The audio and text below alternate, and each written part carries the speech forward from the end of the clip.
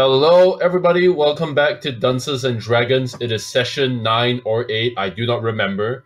I'm your game master, One Root Flowers, and we're here today for another Dungeons and Dragons game. On the last episode, our interpret adventurers finished up the last dungeon where they got flooded by a war elemental. One of them got eaten by an invisible mushroom. They came back to town, did some deals and some dealings, and they discovered that, oh hey, in about 2 more days, it's going to be something called the Wanderers Gathering, a festival in the main city of Ellom. And but they're still currently in Oak Court right now, and we're going to see what they're going to do in their downtime before we head on over to Ellom and then continue on with the rest of the session. Everybody introduce yourselves, starting with Kian. Hey, I am Kian. I play Cecil the Bard. Shah. I'm Shah, and I'm playing Meredith the Barbarian. Nakip? Hi, I'm Nakib. You can call me Kib or Sek or Sekaran or whatever works. I play Bo, the Ranger, and I'm accompanied by Sonnet the Bear. Ben? Hello, I am Ben, and I will be playing Nerf the Wizard. Yes, the very mysterious tarot-reading wizard. Edgy looking wizard. Edgelord. Cool. So we're gonna start the game as usual. We're gonna go into sort of like the show, go past the theme songs, past the logos, and we're back in Oak Court. It's been a very tight. I think it's like finally like officially. It's probably already been a little past 1 month since you've been in Oak Court. Like officially, you guys have been here more than a month.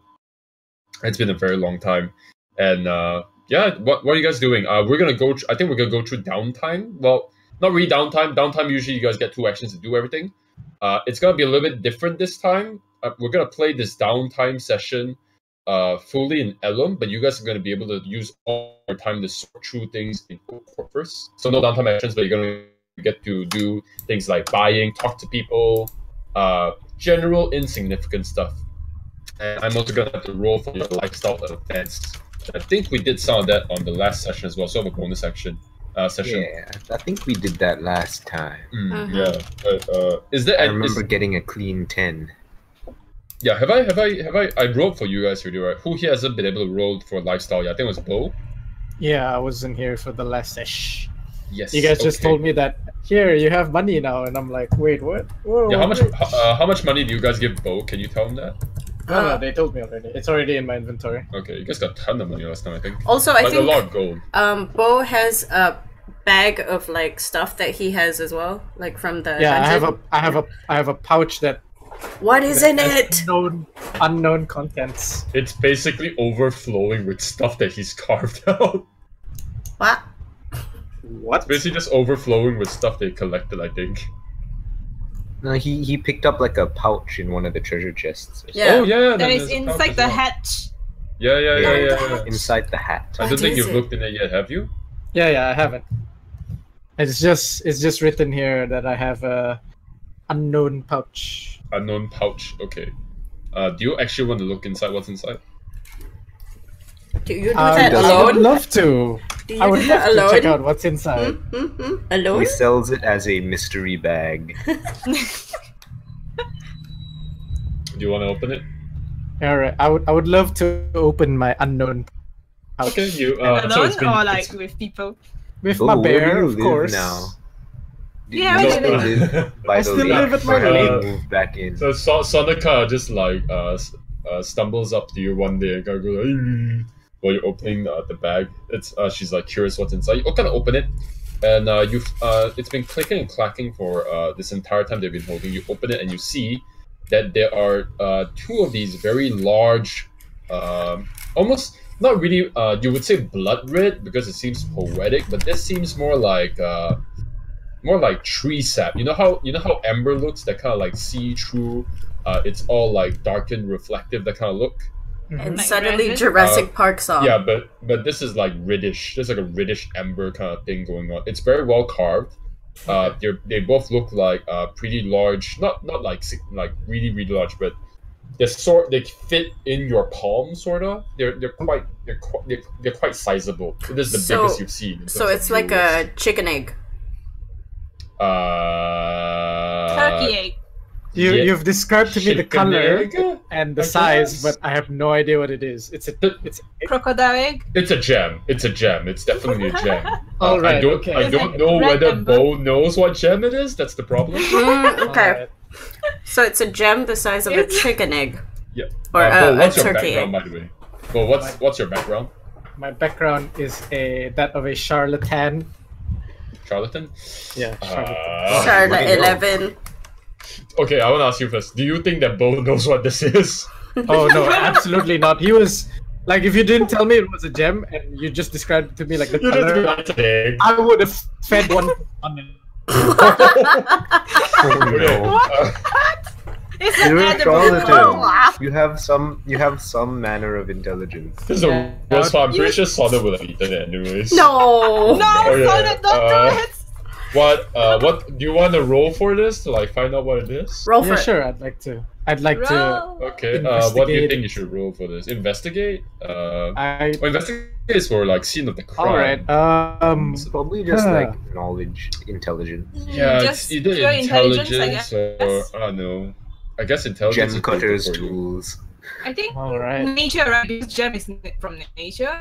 I mean, No, yeah, I but think it would be gem cutters, tools if you yeah, have but that this isn't proficiency. really a nature question either. This is a well-carved gem. You need to know what kind it is. All right. Just I general guess it's You know what, pure just roll general intelligence. Just roll general Alright. intelligence. Yeah, just pure in. 17. Oh wow, Hey! 17. Oh my god. Nice. Okay. You're kind of thinking back of all the cons you've run, of all the people you tricked, of all the things you've kind of stolen or taken, borrowed from people. You remember very clearly that there was a noble from a different city a long time ago, who wore not really something this huge. We kind of get like this fading flashback, and we see that the jewel you're holding in your hand fades into a scene where it's on a person's ring, a golden ring, like a really golden ring with like a really small blood red jewel on it, and the person's kind of talking to you in a very casual manner, as if in like some chit chatty throwaway chat, and we kind of see you tied to a chair and you're being punched by like a loan Oh, shark. God. Yeah, Wow. you're just God. being stuck. And the man's just like they're giving you this like very nonchalant disappointed look, and the guy that's punching you kind of throws you on the ground, Okay. and the man walks away, and you clearly remember this man holding this ring and with his hand on the cane, and there's a ring on top with a blood red jewel. You remember that this is called a bloodstone. Oh. Yes. So there's two. I guess getting tortured for stealing shit isn't always so bad. You learned. So that's You nice. learned. That's what You important. learned from getting punched. Yeah, it's Alright. it's not really fully red. You can sometimes see swirls and blotches of black inside as well. Okay. Yeah, it's 17. I can kind of give you this. It's sort of it's a form of jasper. Okay. It's like a variety of jasper. That's like most of what you can know. They sell for quite a lot. You're pretty sure you can probably swindle someone with this, or you can just sell it straight up. You can probably just sell it straight up. It will give you a good amount of money. All You right. know, but what you need to do, you need to pump the price really, really high and say this is like the top-notch bloodstones ever. It's Look an at the size of it. enchanted bloodstone. We Yes. should Made we with should blood. talk to From the depths of the rim. we should talk to what's her name, Clarissa, Cetaphil, Saladin? Saladin. Get her. Oh my Yeah. god.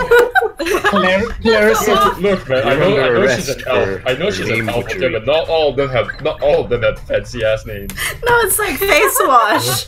Face wash and drugs. Anyway, we Okay, could ask her if it can be used for like spells. Let's move on to Bo's survival rolls. So Bo, last time you rolled for survival, you found this beautiful lake on this beautiful place on the lakeside. You can't really build anything here, but there is a clear source of water. It's hidden, but you did have a pretty bad, I guess, like a fever dream or Yep, some a kind. nightmare. Yeah, like a Lots. crazy like prophetic nightmare that was not good. Yep, it's written here. 14 Yeah, wisdom. Minus once 2 again, until long rest. Yeah, once again, I think you can consider that gone now because you are gonna get a long rest this time. Alright. Yeah, every time you get a dungeon, it's considered gone. But yeah, you again. So again, I've said this before. Surviving outside in the wilds of Ellom is a dangerous thing to do because there's all sorts of like spooky stuff out there. That's either remnants of the last war from the floating island of like undead or something, the rim itself, or just general wild things in the wilds. Okay. It's bad. All right. So I need to do a survival roll for you. Yes. You can do that, or you can try and you're not in the cave or a building, so you can't really improve it. Yeah, you can find a new one if you want. Yeah, I would like stay in the inn. I would like to look for a new place to stay, one that quite possibly could be improved. Okay, yeah, sure. All right. So it's just a survival, yeah? Yep. Mm-hmm. Wait, hold on, no. Roll a d6, sorry. A D6. Oh yeah. There you go. It's a 3. If I walk around in a circle and get back to the lake. No, I don't think it's gonna work like that. So this is something very different. So where do you think you stumble upon? Is it in the same woods? You're gonna be away from the lake, but where do you stumble into? Oh, I was thinking, like how like a witch's swamp kind of thing. I think like a bog or like somewhere deeper in these places. Yeah. Are you seriously just making it worse? No. It's just that's what popped into my head because I was like swamp. Sure. Muddy boots. Dirty bow. You kind of move away from the forest, I guess, and you move towards it's these wild overgrown. What do you call these things? Hold on, forests by the seaside. Swamps. Not swamps. Mangroves, yeah. You move through the mangroves on the side of. There you go, mangroves. Yeah, the mangroves. These like tall rooted trees that are above the sandy beaches, and you see puddles of water that have been kind of swallowed up by these holes, and they just gather. And you see critters all around, little crabs on the trees, snakes as well. Just wild animals. You managed to basically evade them for a good amount of time. And as you're going through here, you heard rumors before that there was a settlement here in the mangroves many years ago, like a really, really old place. Not as old as the Rim, but really, really old. And you realize you could have come here to find the place. As you move around, you finally see, you make out shapes of what looks like old buildings, and you see this one debilitated wooden house that's standing on like a very old beaten up spider. Basically, it's got rotten wood, but it's stable enough. You walk in, you can see that there is what used to look like an old rotten bed. The mattress is gone practically. There's bugs here as well. There's lizards on the ceilings. It's like bare. There's barely anything here. There's cobwebs as well. It's gonna take some sprucing up. All right. But it is a place to live, and you can improve this. So it can be improved. The place is conspicuous, which means people can find you if they make an effort. Okay. It's a makeshift wood building. So unlike before, where you were near a water source, you had a source of easy food and you never starved. This one's very different. This one has no traits. Okay. Like, it has nothing. It has nothing to offer. God damn. All right. You have to go and hunt. It offers you a place to be improved, but it has nothing else to offer beyond that. You have to work for this. All right. Okay. I can work with take this. it. You're a ranger. Mm-hmm. I can work with this. You can Cool. go Sonnet, hunt. Sonnet, welcome to our new home. And You can actually toss hear Goodberry. You can actually hear just eat Woodberry by yourself. Just eat Goodberry every week. You can actually hear and see that the house is kind of visibly sagging a little bit as Sonnet walks into the house and kind of inspects it and just like boom, shakes the entire building and like sits down in the corner. okay. It's a rumah panggung, right? It's a squatter house, yeah. It's a stilted house. Yeah. All right. Yeah. Okay. Don't show me so- your disappointed face, Sonnet. I know it'll be pretty. However, this does mean a shelter. So this will give you a certain favor when it comes to surviving outdoors. So I'll need to make a survive outdoors roll right now. Alright. With a shelter, you're gonna roll 2d6 plus your bonus. You are a ranger, so you're gonna have +1. Do you have any proficiency in nature or survival? Yeah, I do have proficiency Good. in survival. Cool. So roll 2d6 +1. All right. Ta-da! It's an 8. That's an 8. Oh. That's a. 8 is alright, I guess. sounds- What is this? Oh god. Oh, no. What does that mean? Why does this keep happening? Wow. 8 is bad? What is with you? How Oh my is it gosh. Another nightmare. Oh no. Oh, wait, did I not roll? Oh my. Oh wow. Okay. I'm gonna have to actually re-roll that. I think. Let's see. Okay. I'll take. Yeah, I'm gonna I'll have to, take it I'm gonna have to re-roll it again. Actually. if it rolls a 3. Yep. Is it 3 again? Oh my god. Called it. Come on. If it rolls a 3 again, I swear. Okay, good. No, not good actually. What's going on? You're gonna get. So you're gonna get a nightmare. Oh no. Oh, no. All right. All right. Actually, I do want to ask you whether you wanna get a whether you want to get good or bad. So you're gonna get an omen. Actually, no. You know what? I'll leave it to you because you've done. This is pretty much a thing you need to do anyways. I'm gonna leave it to you. It's an omen. So I'm gonna ask Okay. you: do you want a good omen or a bad omen? I would love a bad omen, please. Bad omen. Yes. Cool. What is that? So you get this while you are climbing the mangroves, going out. You're collecting these old lobster beetles, which are basically land lobsters that climb and feed on the sap of the trees. You're plucking them off. They're fat-bellied. These fat-bellied Ooh. insects that you kind of grab and they kind of just wheeze and squeal at you, but they offer no resistance. You're just grabbing them, throwing them in the sack. You're grabbing leaves and wild herbs from the mangroves and Throw these a swollen few berries. to Sonnet to munch on. Yeah, these swollen these swollen like mud covered berries that you wash later on. You're gathering salt water. As you're kind of on the edge of the mangrove, the sky slowly turns darker, and you realize that rain might come in soon. So you're standing on the roots of this mangrove, and you're gonna try and turn around and keep your footing and get back to the house.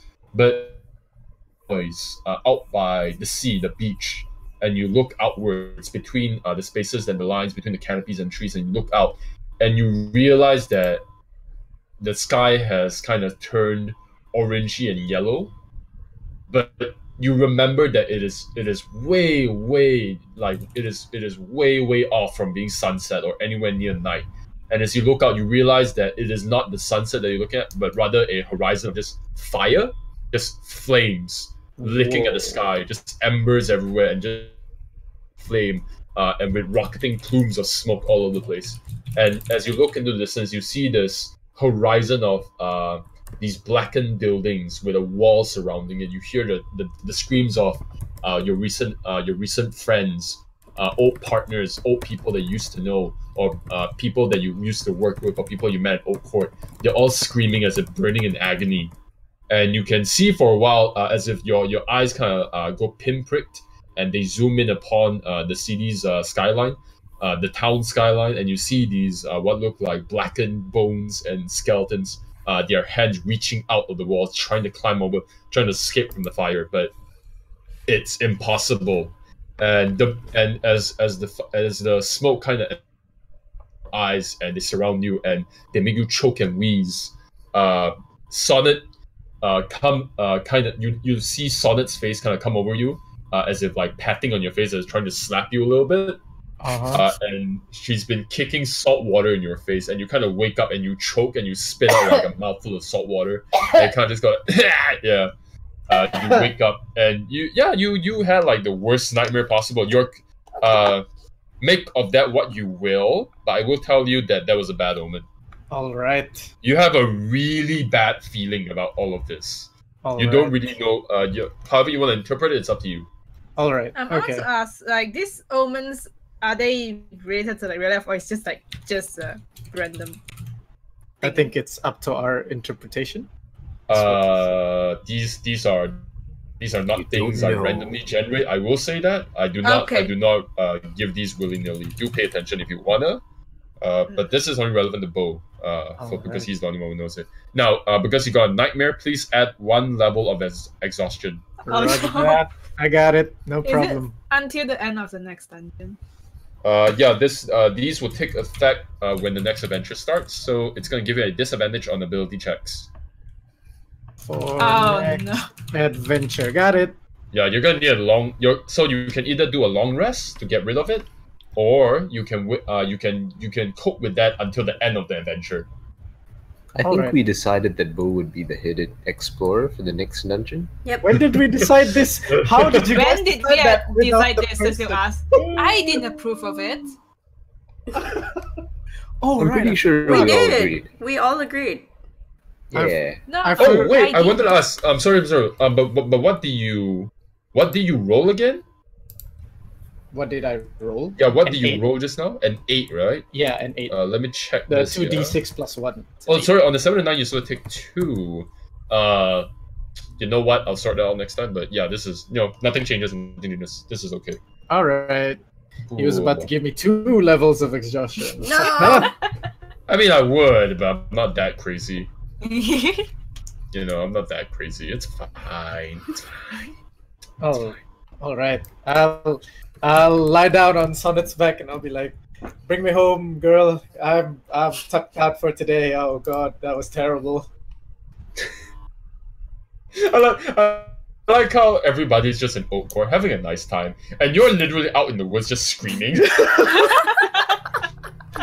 We just have a stream wipe transition, and we suddenly just see you climbing the mangroves and going crazy and screaming and everything. And then Going, the screen like- changes to like Cecil having a nice tea. Yeah, you point at like a fish on the floor and you go like, "Are you trying to kill me?" Okay, cool. Have I made lifestyle events for everybody already? I guess there's a little bit of so. RP. Have I? Like we all made our like rules. We made the lifestyle minus things. 3, Yeah. like Okay, cool. 1d20 minus 3 or something like I that. lost 7 Yeah, yeah, yeah. gold. Oh yeah. You lost 7 Yeah, gold yeah. because of that, because you had Nothing some happened pistol to Nerif and Cecil. Hashtag Yeah. still salty. Also, We there's dodged. the little RP I want to do, just to show you guys that Cecil has a little bit of a change in attitude, Ooh. Wow. What? 7 gold. Oh yeah, the 7 gold. That's Paradise 7 gold. Goodbye. It's like, Oh, Goodbye. I would commit seppuku Cool. on the spot, but I shouldn't go. So now that Ellom is done, we are going to proceed with now that Oak Court is done, not Ellom. Now that Bo is done freaking out in the forest, we're gonna move on with the rest of the game. hold up, Choke. Has Cecil taken back the bullseye lantern? Not yet. No, that's gonna take until the next dungeon Ah. to get it back. You're gonna get it back at the end of the week. Okay. Oh, okay. So like before we head out. Yeah. Yeah, you're gonna get it right before you head out. So, okay. And do we what know? happens to All right. Do we know how to upgrade the sword and bottle yet? No, that will have to be resolved, I think, after the festival. I have some improvement rules already, Okay. but we'll have to do Oh, that yes. after the festival because you don't have time at the moment. Your characters just don't have time. So Okay. what happens after Bo's problems is that he stumbles into town one day. I assume for the Wanderers Gathering. So the Wanderers Gathering, I need to if anybody has forgotten, the Wanderers Gathering is essentially a celebration. At certain times every single season, the days are calculated usually by priests or by certain towns, and they all of their kind of establish kind of holidays for this. And it's sort of a one-day holiday. Adventurers of all careers and professions, or anyone who's related to adventurers in any way, gather together in a big celebration in most town centers and city centers. So Ellom is one of the most biggest. Ellom is the biggest city center, so it does have one of the most biggest celebrations for the Wanderers gatherings on each season. So everybody's gonna go there. So what happens on the next few days when you get back from the dungeon, as you kind of settle down, you kind of go through your lifestyle again. Nothing happens at all. It's more boring than usual. You just go about your usual life. You pay gold, you get it back. You do whatever job you manage to get. Dungeons don't really come in, and then you realize that Celadin has closed up shop, and apparently she's gone to Ellom for the Wanderers carrying the self shop as well. And people slowly filter out from Oak Court on the death cards, and they slowly ride away.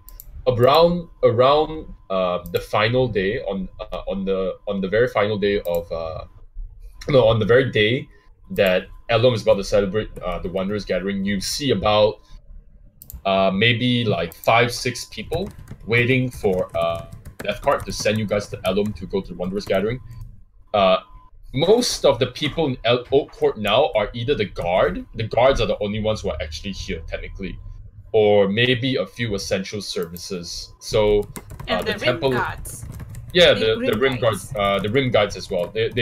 This is very unusual. You actually see most, if not all, the rim guards are just sitting in the stables and they're actually human for once. They're kind of just sitting on the table and they're eating together. That's really weird for you. You've never seen it. Amazing. Now the Wanderers Gathering is a holiday. It's sort of been, I would say, appropriated by people in a sense. The Wanderers Gathering used to be a holiday celebrated by the House of the Journeyman or the House of the Journeying God, or the House of Ariel, the Journeying Goddess, which is the temple that's in Oak Court. It was kind of used to celebrate that your journeys have progressed well, you deserve a rest, or it's kind of used to celebrate the risk and the adventuring lives of any adventurer. But because it got so popular with adventurers, it sort of got carried to every single city, and it's one of the most widely celebrated holidays now. I see. Yes. Ooh. Exposition. Yeah. Delicious. Delicious lore. Yeah. That's so good. Yeah. We're gonna have a festival. Woo! On about the 4th day of the week after you complete the dungeon, Alaric kind of rolls in with the death card, and you see, a few, like, I would say these DC characters in armor or in whatever things they have. Maybe there's a merchant among you guys. There's like 5 of them. They get on the cart, and I assume that you guys want to go to. Yes. Yep. Indeed. You guys go on it and Let's get head on, towards guys. Ellom. And we hear this kind of like spirited music as you guys all head towards there. The sun is very up and high in the sky. I'm pretty sure nobody wants to look outside of the cart because that is not advised as usual, unless somebody does. I always beg to wonder, differ. Like, yeah, me too. Cecil is always wondering, like, What is with you? Okay, cool. because Sure. is this like evening or is this still daytime? This is daytime. The afternoon, But, I believe. yeah. You said. I think it's daytime. Like, You. what's on the Okay. way here? It's always curious. Let me see what happens. Is there a Yeah, good-looking fine. orc that No, she there can is- stare at instead of outside? There is no good-looking half-orc at all. Or good-looking distance. guy? Not really, unless you count any of your, team members good looking, I guess. I take some mud off of my boots and slick my hair back. Oh god, that's disgusting. Yeah. So Like this is probably the first mullet. time This is probably the first time it's happened, but you kind of look out into the distance in the meadows and whatnot. You can sort of see this thin line of black in the distance, which is probably the rim in the very distance. But the rest of it is pretty peaceful. You only see high hinterlands and just like tall grass everywhere. You realize So that basically, it's plains yeah, just between plains and Ellom and hinterlands. here. Yeah, you realize the tall grass is slowly slumping over as fall and winter is coming in, and that some of the grass is like graying in patches, and they're all slowly kind of just like getting ready for winter and fall. It's a little bit colder in the air now, but yeah, for the next, how long does it take to get the Ellom on the death card? 2 hours? Yeah. Something like Half a that. day? No, Half it's an actually hour? half an hour because it's like Half an very hour, fast. Yeah. For It's the in next the 30 hours. minutes, as of everything days. just whizzes by you, it's just the event happened. Reach towards Ellom, and this is when I'm about to reveal to you guys a very badly made.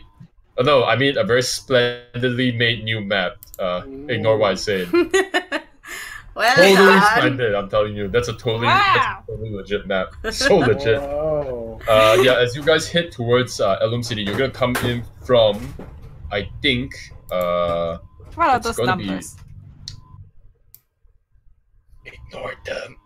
It's okay. They stand for districts. I randomly generated Ellom's districts for Ellom through a scene generator in a website called The Last Gasp, and this is a generator called Incompartium, which is sort of used to generate different cities and different names and different events. So this is technically the districts of Ellom. take heed, take this to mind, that this is not officially how Ellom looks. This is sort of just how they connect. Okay. Okay. Yeah. Okay. But you can kind of assume that the outline is sort of the shape of Ellom in a sense, where like the buildings and stuff are distributed. You could say. Yeah. All right. You come in. Ellom looks the same as ever. It's high stone walls with huge towers. This golden reefing energy that emits from this central spire in the very middle of the city, flowing everywhere, and there's guards above. But this time, instead of the gates being closed, the gates are actually already open, and you can hear this like this loud racket. Like it's just crowds screaming and yelling from the very inside, even from very very far away. You can already hear like the music and the fanfares as you kind of approach. You're gonna come in from the district known as the Crater. It's called the Crater of Life. It is essentially the Alchemist district in a sense. You're gonna come in through that. The moment you guys kind of get in and Alaric lets you off, Alaric just immediately lets you off in like the middle, not really the middle, the edge of the square, and just puts you off. All around you, you just in the Alchemist Square, you just see tons of people like students. Younger people wearing like scholarly robes, or they're just wearing their holiday wear, which is like cotton shirts and tweed pants. They're all just flooding, and there are these like huge market stalls with large, what look like entertaining signs and moving parts and huge, complicated gears moving these signs. Like a huge man just like waving a hand, going like, "Come and get this, come and grab." One of them just goes like, "My stone." What do I call them again? Milestone's mystical. Manda Milestone. Yes, Manda Milestone's mystical wares for like a special discount. Just discounts that you have prices that are impossible. That kind of thing. Yeah. So the Wanderers Gathering is not the Wanderers Gathering isn't just a time to celebrate that you're alive. It's also essentially just like any a time to sell things to people who are a little bit more, you're more willing to let loose of their gold in the sense. So they are not Cool. really for sale. They just like say it's for sale. Oh no, it's definitely for sale. It's definitely lower than usual. Yeah. Yay! So Discount. I know there's a lot of districts here, so I can run through a brief summary for each of them. Take it as world building in the moment. The Crater of Life is the alchemist district. It is usually used for teaching a lot of beginning mages and magicians and magic classes. They usually come to the crater and live in dorms. A lot of these students are known to sell off cheap potions and elixirs that they make themselves and just sell to common folk normally. The Library Eternal on the left side, the Library Eternal district, or the Library Square, is essentially the square where all institutions are located. It's where the 5 major guilds for mages are located. And then these are connected, both of them are connected to the Lilac District. The Lilac District is essentially for the upper class to mingle in. That's where they live, that's where they mingle, and that's where they sort of just do their business most of their life. That's the high society place in a sense. It's called the Lilac District because every single house on the very front has these beautiful ponds right in the front of their houses with lilacs in there. You can see that the Lilac District is connected to what is called the Wheel District, or traditionally the Wheel of Gold. That is the Mercantile District. It is connected to the docks. It is where you sell things, essentially. And then the docks runs up to the Plateau District, which is, just like it says, it is located on top of sort of a high ground with a cliff, in a sense. That is where the palace, well, not really palace, that is where what do I call them again? The Magistocracy, I think? That is where the Magistocracy is located. That is where basically the overruling power, the government. Next to it is the Serpent District. That is where most bureaucracy lives in. And then there's the Artist Quarter between the Wheel of Gold and the Serpent District. That is... The Artist Quarter isn't really an official place that was constructed. It kind of started off as a shanty town of bohemian-style artists who came to live there. And they sort of earned money, and they slowly stacked up, and they slowly made their own buildings. And they kind of became this like haphazard area between all these other areas. It's just cramped up full of buildings and cafes and people in the streets just doing their art. You'll notice really colorful buildings, really, really loud people, lots of alcohol in the Artist Quarter, or just people just doing like you'll just see like people in the nude in the square sometimes, just like randomly, for art with It's air art. quotes. It's Whoa. art. It's art. Artistic nudity. If you're in the artist quarter, you might notice that there is a faint scent of sweetness, the sickening sweetness all the time. It is coming from the apiary, which is right next to the artist quarter. The apiary is this kind of a small zone within Ellom where they produce one of the main exports of Ellom, which is something called honey, or there's also some, honey and royal jelly. It is a desired commodity that is finally regulated by Ellom and its exports. It is one of the few things they trade. They're essentially taking these like huge. They're essentially huge bees in a sense. They're essentially huge bees that plant these giant hives, and they are kept in control by a group called the spore keepers. Most of the time, these things will sell for like a ton of money if you manage to get your hand on it, if you can even afford it in your life.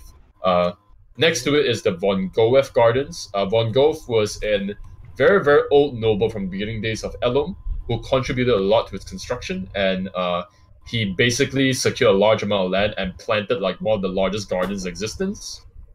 He is buried there in the mausoleum along with his two wives and what remains of his family from the two wives who have kind of fractured into multiple kind of like extensive family trees who kind of take like certain sections of the garden and they fight over with each other most of the time. Yeah. On the very bottom, I'm gonna rename this to the Divisius district. It is like the craters. Like the crater of life. This is also a place for students and people who study. This for scholars. The Divisius district is not like the Alchemist district. This is essentially where sorcerers live in. This is where they study meta magic. And then you can see in the very middle, it is called the Rookery of Van Moldus. Hold on. Yeah, the Rookery of Van Moldus, also known as just the Rookery, or it is spelled Diviseer. Oh. Yeah. The Rookery of Van Moldus is kind of like the artist quarter, but a lot less prestigious, a lot less privileged. It is where it is sort of like the slums of Ellom, but that's not really saying much. It's more like just really low grade housing, where common folk live in from Ellom. This is where you get all your low grade workforce. That's where they live. The Rookery of Van Moldus. It was built up. It was built up and suggested by Von Goef's brother, a man named Van Moldus. What? His name again? It was built by Von Goef's brother, a man named Van Moldus. Oh god, it's so hard to say these names sometimes. Van Moldus. It's right there. It's just Van, Mold, and us. That one. Yes. So these Van people are quite like well off, like rich. What, the Rookery? Building stuff. What, like the Van Goef family. Van one's family. Van, the other one's Von Von. Goef. The Von Goefs aren't like I think I'm gonna call them Von Goefs. The Von Goefs aren't really, they are well off, but they're not nobles nor are they rich. They just happen to be like this generations old big family tree that managed to secure small land and it's prestigious and they get sponsored by the kingdom, but they don't really do much other than that. They're not really that influential. It's why they want to bicker over the gardens, because if any of these families even secures like an extra portion of the area and manages to fight over it and take it back, they sort of increase in power and they get a little bit more recognized. But in the meantime, they're just basically like overstated gardeners. But yeah.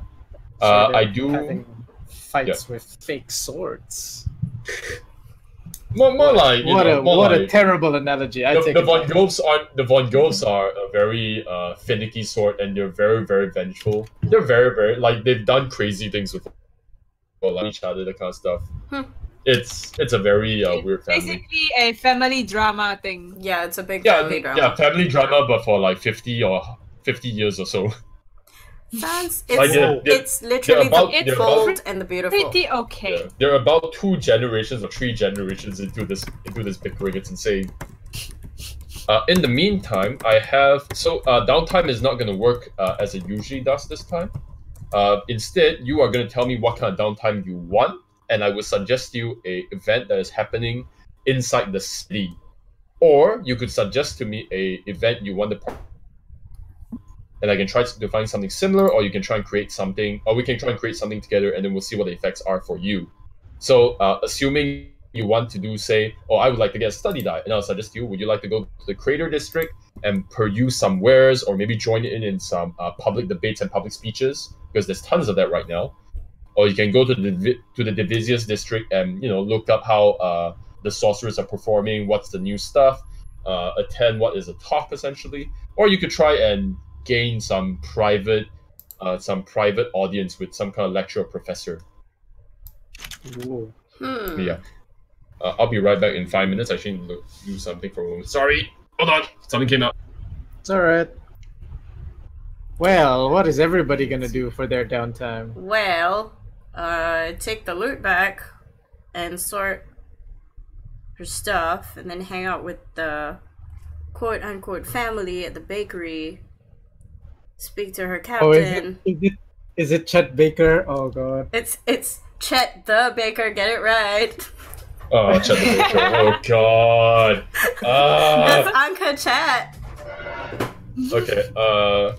You guys think about what you guys want to do. I think CAKEdnd actually already has most of what she wants to do. Cecil already has most of what he wants to do within Ellom Swordell, and I've made some specialized stuff for all of you. All right. Yay. So I'm gonna go one by one this time. Okay. It's CAKEdnd first. I think for the most part, you guys are gonna be tackling Ellom solo, unless you want to explicitly say you go somewhere with somebody else. I'm gonna assume you guys do your stuff solo. I do invite all of my peoples to eat some cake. Cake. I will Cake? accept the offer to join Mary and eat cake. Cake is important too. I will accept the invitation. So do you guys as want I to devise my devious plot? Do you guys want to start off? Yeah, this is also a chance for you guys to socialize and meet a lot of people. Do you guys want to start off with Chet the Baker? Oh god. Oh god. Chet the Baker. Just Unca Go Chet. to the cake shop. Okay, where would the cake shop be technically? Where do you think it'd be? I mean, The He's- Rookery is a good place because that's where most of the lower class and the middle class live in. okay. Makes sense. And also he's Really, like these he's- shops can be anywhere because it really depends on what the demographic they're serving is. so he's got the Grand Budapest, those kind of like really fancy cakes. Oh yeah. I know what you're talking about. But Oh my he's gosh, also yes. dating the captain. Oh my gosh. Oh no. So Give me a moment. Give me a moment. Need to stabilize my table because I just What's the bakery face-planted. called? What is the bakery called? shit, I forgot. We came up with a name, didn't we? Did we? Did we? Did we? Oh no, we Did didn't. we? Okay, you come up with a I name. remember. Come up with a name. So Kian Wait, I asked think before you this how did. big Ellom is. I'm just gonna say it's really, really huge. I think we did. I can't remember. I mean, we Oh, can what? change it up next time if we want. Yeah. So we'll just call it the bakery for the moment. The bakery. Oh yeah, you haven't actually did give a name, so nah. I'm sorry. Who was Chet dating again? Captain The Andela. captain. Captain Andela. Andela or Mandela? Andela. Andela. So let me just copy paste. You should name it. You should name the bakery after one of his songs. This was the captain you traveled in with, right? I think. Yes. Ah, So- yeah. Okay. Let me just plunk it here. Let me There. see it. So Captain Andela Lacroix. And what? Mandela Lacroix. Cool. So yeah, I don't think you've sent me this before, but I will note it down. And Oh, You, can Andela. you have the ability to pin stuff. yeah, Wow. it was in the thingy that I sent you earlier on. So it Oh, has like yeah, the yeah, I full remember. thing. Oh yeah, I remember. Oh man, that was like week 1. That was so long ago. I know. I had to check out and everything once and then oh god. Okay, yeah, sure. Okay. Yeah, they think I kept on the look. So I think we go into Ellom and there's this like huge vibe in change. It's like we're watching a beach episode for some reason. of the anime essentially. We get this moment where you get in, you see all the fanfare, and you have these faces of like, oh my gosh, you're all looking up in like this small tight. Suddenly the ratio of the TV gets smaller, and you're all looking up in like the same sequence and like as if choreographed, with like the same face of like whoa with your open mouths, and then you all close your mouths and look forward. And I think Merida just goes like, "Let's go see Uncle Chet." Yeah. Uncle Chet!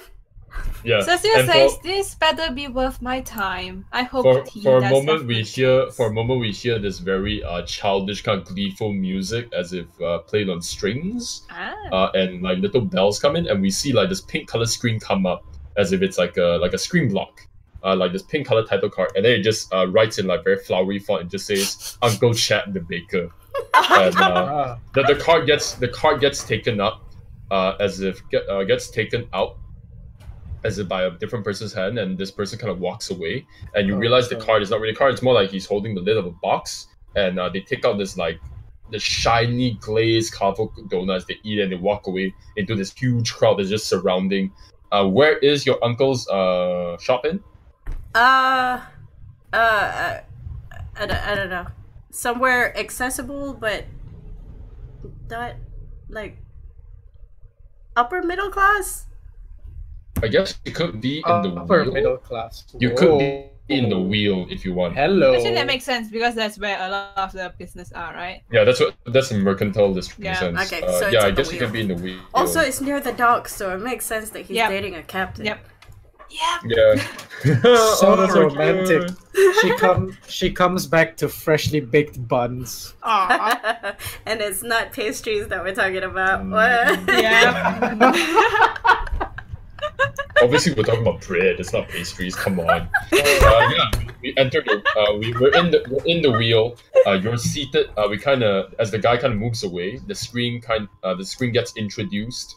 As the guy kind of moves away, wipes out. We see this tiny little cozy little shop with a glass front, a little door with a little bell. The door is slightly taller than usual, like it's much taller than usual, like 8 feet tall.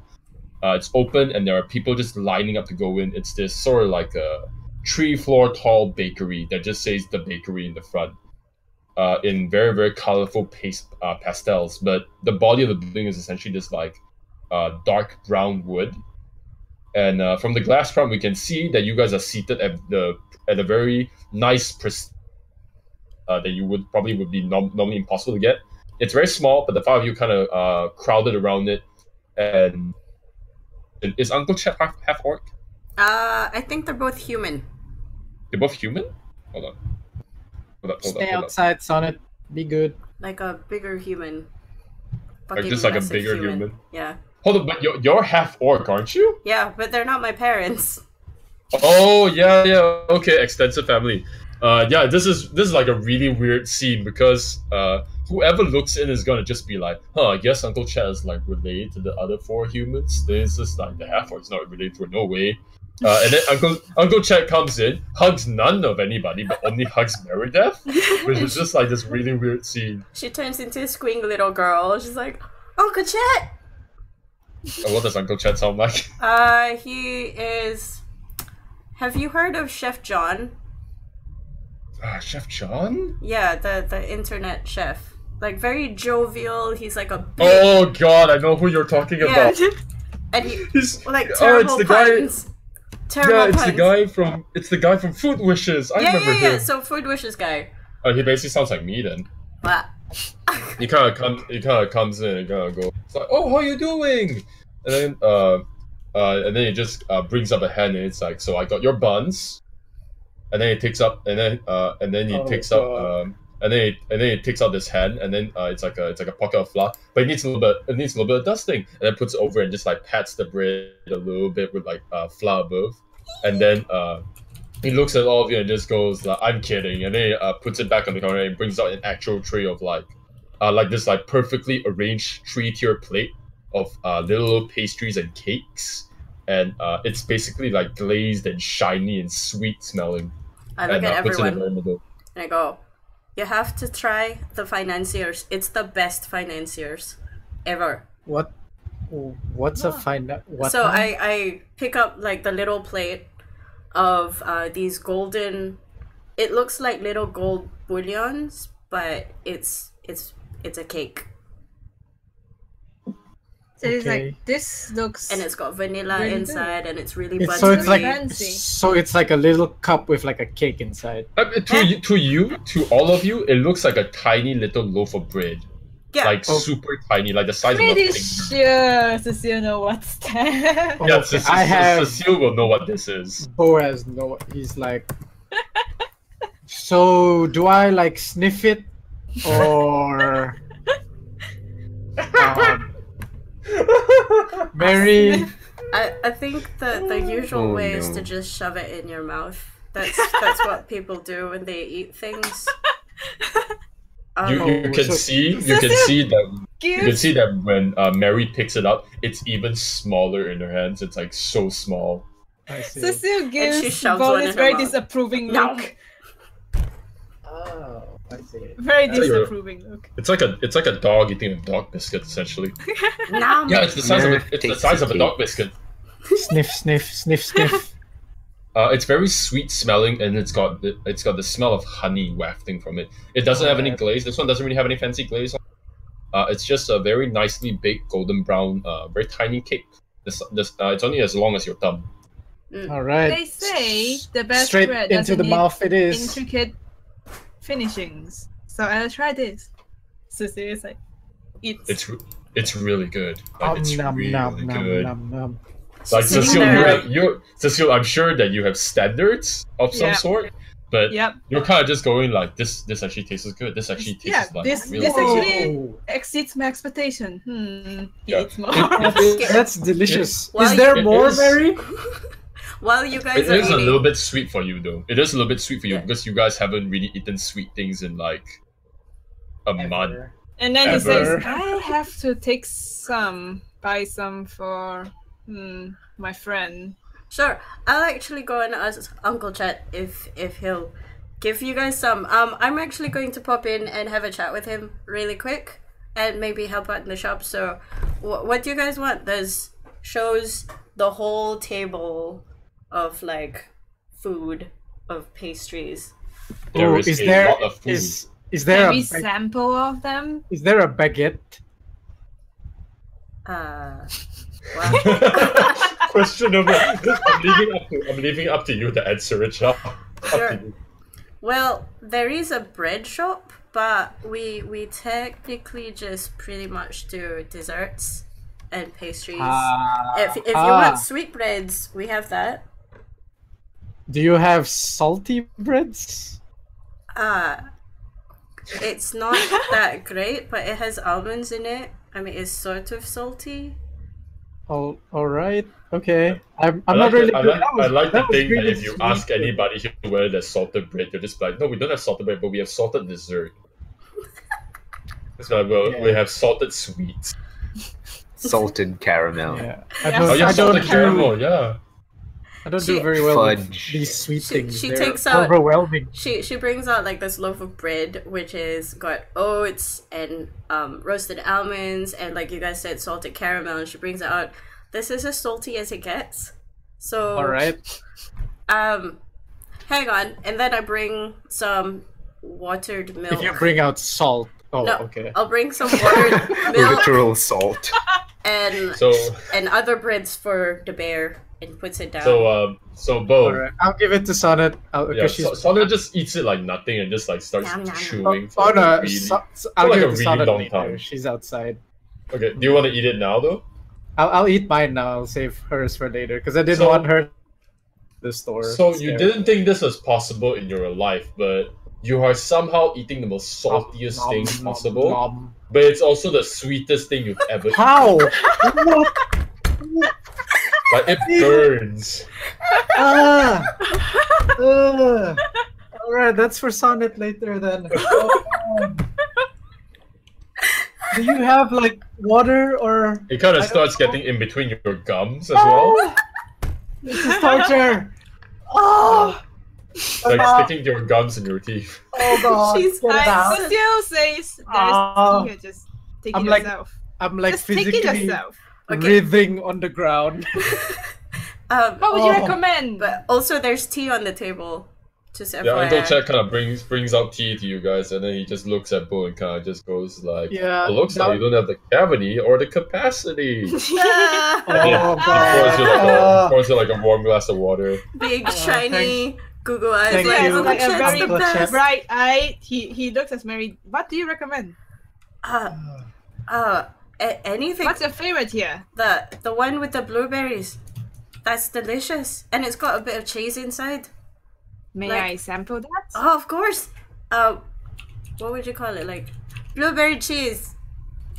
Uncle Chet kind of brings it out. It's this like blue. It's like this huge muff. It's like this cute little muffin that's dipped in like this very like sweet jam of sorts. It's kind of like darkened colors, and then he kind of gives it to you. Blueberry muffin. It's covered in what I like to call blue in envy gravy. Oh. I freaking love Chef John. I feel so guilty that I've actually watched his recipes for these like. I love his recipes. You are the boss of your own sauce, okay? Like I say, no paprika, then get out of here. Then get out of here. Okay, so I start washing my hands in the sink like properly and start putting on like the little the waitress apron because she's about to help Uncle Chet carry stuff. So I assume that your downtime activity is that you want to make money. Mostly help Uncle Chet. She's going to also give Captain and Uncle Chet the really ornate candle that she found. Oh yeah, they're like really fancy candles. Yeah, that really fancy one. And then she's going to speak to Captain Andela probably later at night about the intricate scabbard being fake and see where that turns. Okay, let me see. I'm gonna note this down for myself. Was the intricate scabbard fake? Yeah, it is. Huh. But even if it is, I got a sick vision from it. Yeah, that so one time. What did I tell you about the scabbard last time? Can you repeat that for me? So first there was that really lurching vision that Nerif got with tieflings dancing Desert around a and the fire. tieflings and fire. And then the scabbard is actually counterfeit. The gems are on it is really counterfeit, but it's really well done. That was from Rose. Yeah, this is a long time ago, I think. So that's the two that we have, like the two hints. So I'm leading towards maybe there's a few counterfeiting guilds, maybe not guilds, like companies that do these kind of things to this level of intricacy. And then she can pinpoint that down and figure out who bought it from which one, and then proceed to hunt down the other guys. Yeah, Captain. I think we can resolve that later. I think I'll give you an answer to that later on. But for now, you're gonna work around the shop, right? What downtime action do you think this is for you? Well, Because this is definitely gonna take up a chunk of your day. yeah. So she's going to spend, I think, because we're here in the morning, right? Oh yeah, this is counted as one action, but what do you want to use it for? Schmoozing, talking to people, getting to know the customers, because the customers are really like rich people or upper middle class who can afford these pastries. Oh, you'll get that regardless, but that is the bonus that's gonna come with it. So it's either like money, or do you want study dice, or do you want fitness training dice, that kind of thing. Money. Oh yeah, money. Okay. You want money? Yeah. Okay. just from this side, money. Let me see. Because I don't know if she can get fitness dice from that. Or study training dice. I guess you could from like get holding stuff. I don't think study dice is Carry possible stuff, with run this. around. Yeah, she's, Yeah, that's she's gonna do gonna fitness dice be somewhat. carrying stuff Yeah, but I think running around. I think this is going to be money making. I think for you. Do you want to do money making, or do you want to do something else? Money making.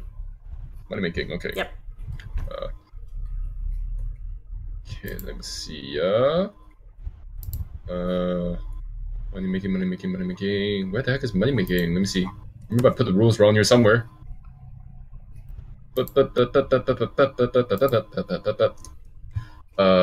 No, not that. Oh, was it this one or was it the other one? Oh man, I need to sort this out again. Okay, I'm gonna roll with this one. I think this is the proper one. Gain level X tier, and then roll a D8 for how much gold you get.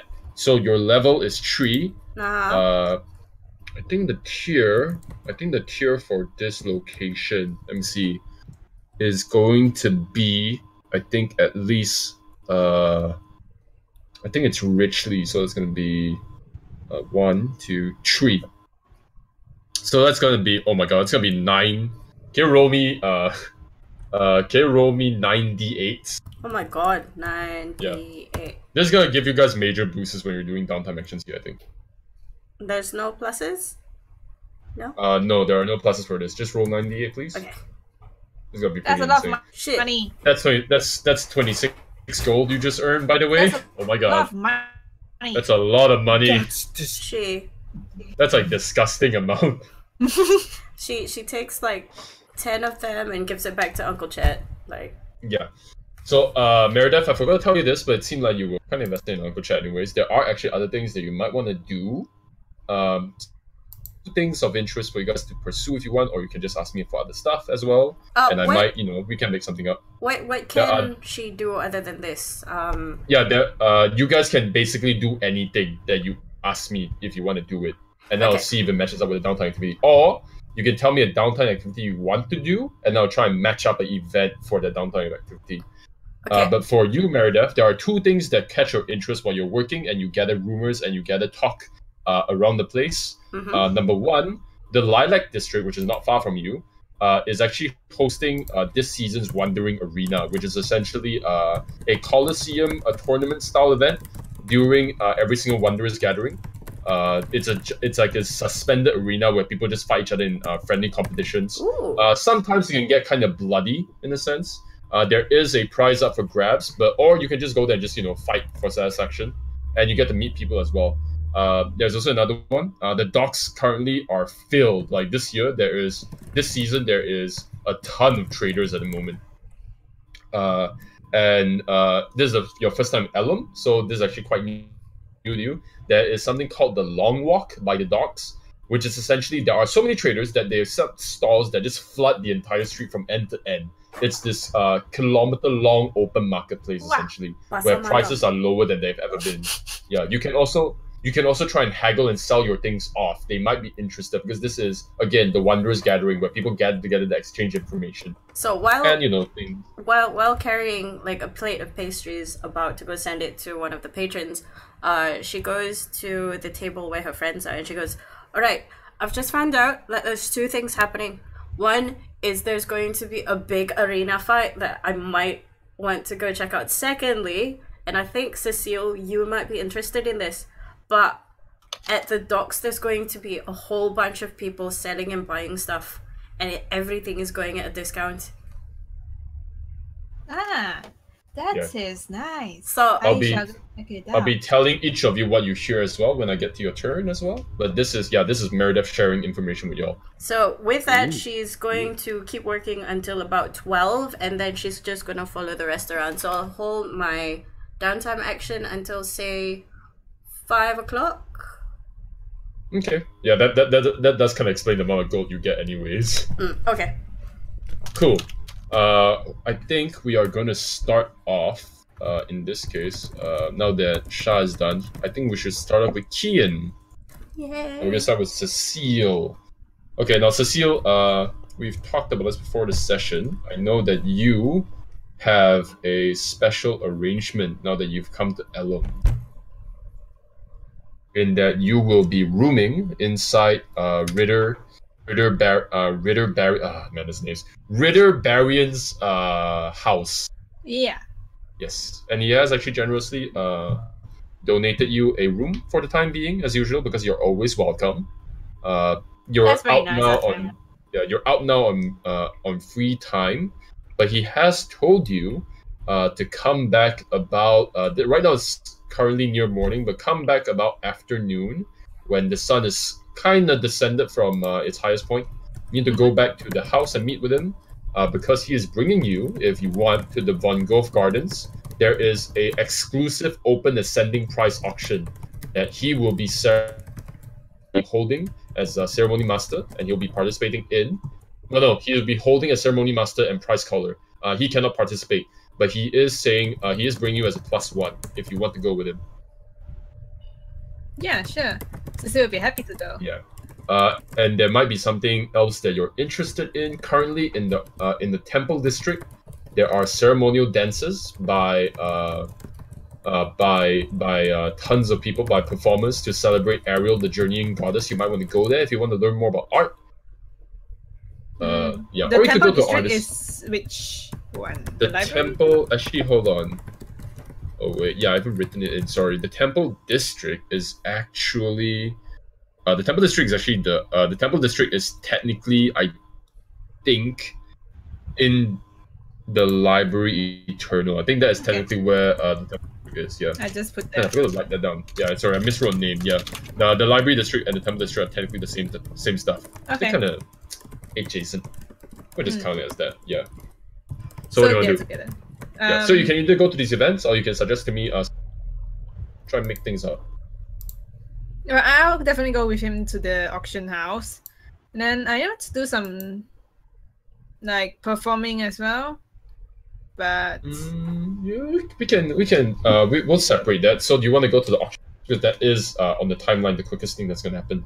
yeah, we go to the auction house first. Cool. So Ritter Barons. he's gonna ask what Cecil's role is going to be when he goes there.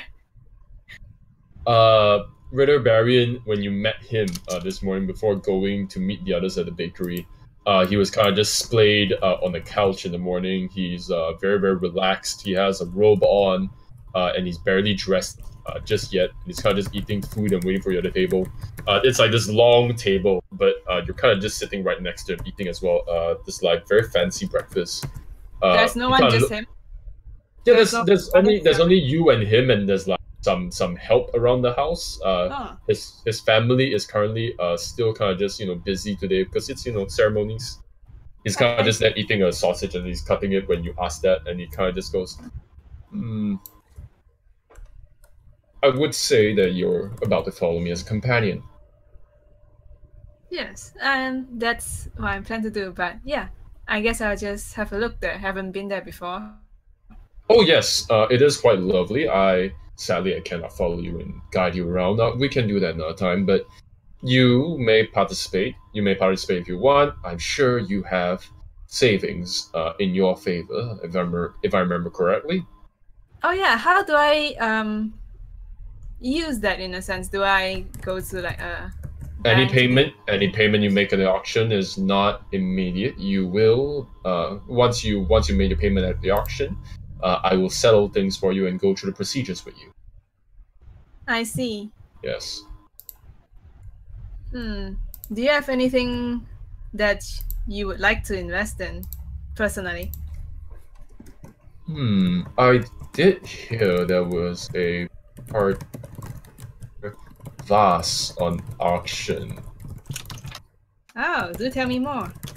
Yes, it has It has flowers painted in the colors of fire. They say it's a very old vase from some country or another. It's very pretty, but I don't really know much about it. They say it's very old and it has some history to it. But once again, auctions only give you so much information. They tend to try to exaggerate and get you with the details. I don't really pay attention to that much more than the aesthetics of it. I like how it looks. Have you seen it already, or it's just rumors? No, I have not been given a good glance at the catalog. I've been shown paintings and pictures of what they look like and details of what I should call them. Ah, I see. Well, I'll keep a lookout for this for you, if you do manage to get it. He kind of gives you. He kind of gives you. Like he a knife and he puts a hand to his chin, and he raises an eyebrow at you for a moment, and he says, I don't want to force you into this, You are one of my best friends after all. No, it's not forcing. It's totally what I want to do. And I'm interested to see this boss as well. It sounds very pretty. And I'm satisfied with the answer. But yeah, after that, it's basically just him eating. And what else do you want to ask him? Yeah. Oh, out of character, guys. About this wind chime thing. Mm-hmm. Do you mind if I just give it as a friend? Well, we're not there, so Yeah. I think Cecil is just gonna give you guys some go into the group first, but for now. And just be like, yeah, I sold it. I sold Yes. it. Look at all this Totally money I sold it. got. Yeah, look at all this money I got. It's I got a lot of mean- money, but it's in the pouch. It's my money, so you know. Yeah, it's my money. like it's only fair because when I make decisions, I'm like, well, they're not here, are they? Yeah, that's true. And also, this one is before we go have Mary's stuff, right? The Yep. cakes and stuff. Okay, I'll keep the pastries and beautiful, tasty stuff for him later. Then he's gonna present him. yeah, when you guys meet up again, and you're the wind chimes, then I assume. Yeah, he's going to give the wind chime to Rither. He's gonna take it out. He's like, I found- You're escorted by the help, seriously, because he's not really in the lobby, towards like a spare room on the second floor. And when you walk in, you can see that there are two servants helping dress up Ritter in what looks like this is a very formal looking kind of like a tuxedo thing going on. He looks more like an announcer of sorts, like a very formal like background character. He has on a black suit. A slightly colored bow tie, but the rest of him, he just looks like stiff and professional. Yeah, and So when this you one walk is in, after the breakfast. yeah, sorry, yeah. When you walk in, he looks at you and says, "Hello, I was waiting to see if you would come back. You're just in time." And I guess Cecil is gonna change to his fine clothes as well. What happens is that when what do you want to say to Ritter first when he says just in time? It's like, I'm really looking forward to it. Hope this will be a nice time. You look really dapper today, Rither. But of course, I must make sure that you look equally as fine as I do. Now, if you wouldn't mind, and the butler behind you just has a hand on your shoulder. Oh. But and it's just like, oh, what's the meaning of this? Yeah, the butler kind of looks at you and he says, "Sir, yes, I'm here to help you with the dressing." Oh, I see. Yes. Wait, at this time he hasn't changed to his fine clothes. No, you have not changed yet. You only just arrived. Okay. He's like, yes. I'll be back in just a minute. He says to Rither, and then they go to the changing room, I guess. Yeah. The butler just basically helps you with your dressing. Wearing your usual fine clothes, the butler brings out something different, which is like much better than yours because yours is a little bit aged. It's this like slightly darker suit, with like equally long pants and whatnot. But on closer inspection, you realize that the suit is slightly. This is like something that's very hard to notice unless you're like noble lineage. You realize that it's slightly dyed like a really really dark blue color. That if it's in the sun, it's gonna look a lot more blue than it is black. So it's like a very fine. It's midnight blue, I guess you could say. It's like a navy. That is navy, the color, navy.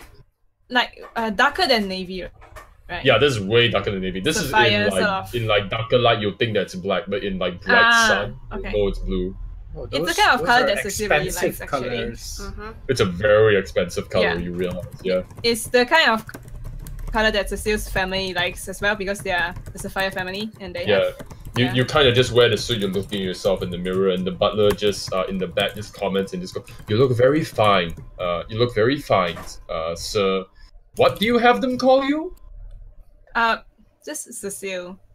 Sir Cecil. Oh, this is gonna be so weird for them. Sir Cecil. Why not? Master Yeah, but I'm not Cecil. sure because he only uses one name.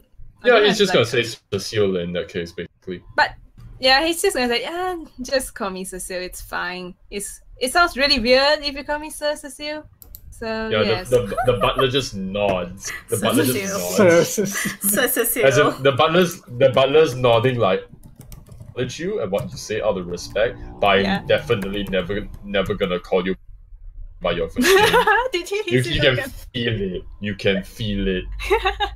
It's years of experience, you know. Okay, yeah, so, it's like, is this when is this made? This is really fine. Oh He's gonna yes. ask the partner. Yes, Miss the young master Barian had it shipped over from Neverland. It's a very very expensive fabric. Oh, He thought it upon would be hearing nice. He thought it Neverland, would be nice to gift his friend a gift from home. at this point, Cecil is gonna freeze up and say, and then he's like thinking, wait, does Ritter actually know he comes from Neverland? Yeah, I assume that's I assume that is does he know, by the way? I assume that's actually how you two knew each other. Because I think that was in your backstory, wasn't it? You knew this guy from before you came to Ellom, and you came here to seek him for help. That one is Jane. Ta-da! Oh.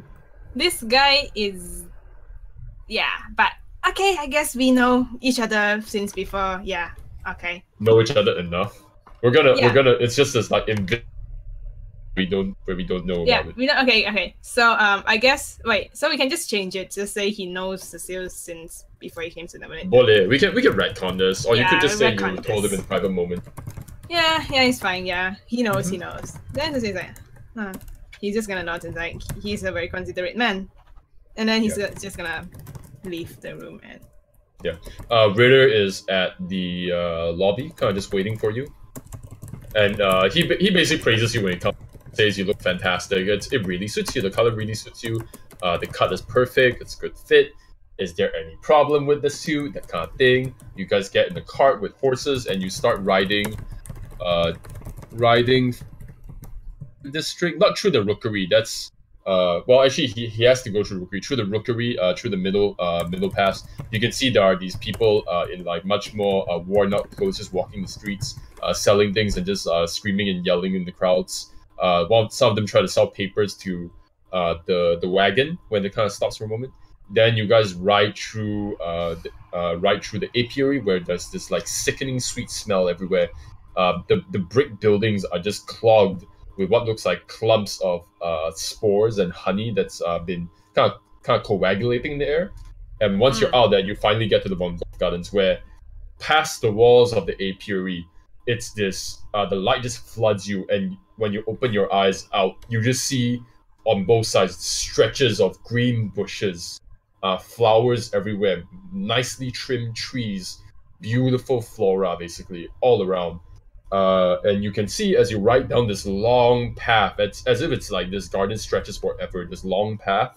You come to the very middle of what seems to be it's like a folk's maze, sort of. It's got the walls of a maze, it's got like the looks of a maze, but it's only like 2 layers deep. And the middle is like this big open square where they've set up rows of chairs, tables with food, and servants are milling around, and there's the higher classes talking to each other, nobles as well. And there is what looks like a platform in the very middle, where there are like stacks of stuff in the back being kind of sorted through. You can see people like milling around. Ritter kind of just talks to you a little bit, and then he just says he has to go. He walks behind the platform, and you're kind of just left there at the very beginning of the event. He's just gonna look around. He's a curious man. Yeah. Once again, you just see what. So, is there anyone that he recognized around here? Actually, you recognize a good chunk of them. You actually recognize like most of these guys. You have details on, but yeah, you want to see anybody specific? So I know this guy's performance and stuff like that. I mean, I can kind of describe to you what the crowd said. It's like 4 rows of chairs, like 2 tables, 1 table on each side, filled with food and servants. You can see on one side what looks like a dwarf. A dwarf is sitting at the very front row, kind of just sitting there eating like little hors d'oeuvres. He has like a sleek neck. Sorry. Yeah, I know. It's hors d'oeuvres. Oh, devs! Sorry lah. I'm sorry lah. I'm not raised a noble. I'm not raised a noble. Okay. You're damn cute. Hors d'oeuvres. In the land of fantasy, it's called hors d'oeuvres. Whatever. I guess you yeah, could say the hors d'oeuvres are very hors He's oh god, I've been exposed. He's eating his hors d'oeuvres in like his tiny little jacket, like a teacher's jacket with like the knee pads and everything, with like the elbow pads and everything. Just like an old dwarf with a balding hairline, eating the little hors d'oeuvres, just sitting there stooped with these like tiny spectacles, round spectacles. Next to him, standing around, you see like the weirdest mix of people you've ever seen in your life, probably even after going to Oak Court. You see a tall, lovely elf woman. Sharp ears, great smile, amazing lipstick, amazing makeup, beautiful curls that have been tied back, this like sheer gown that's like perfectly form-fitting on her.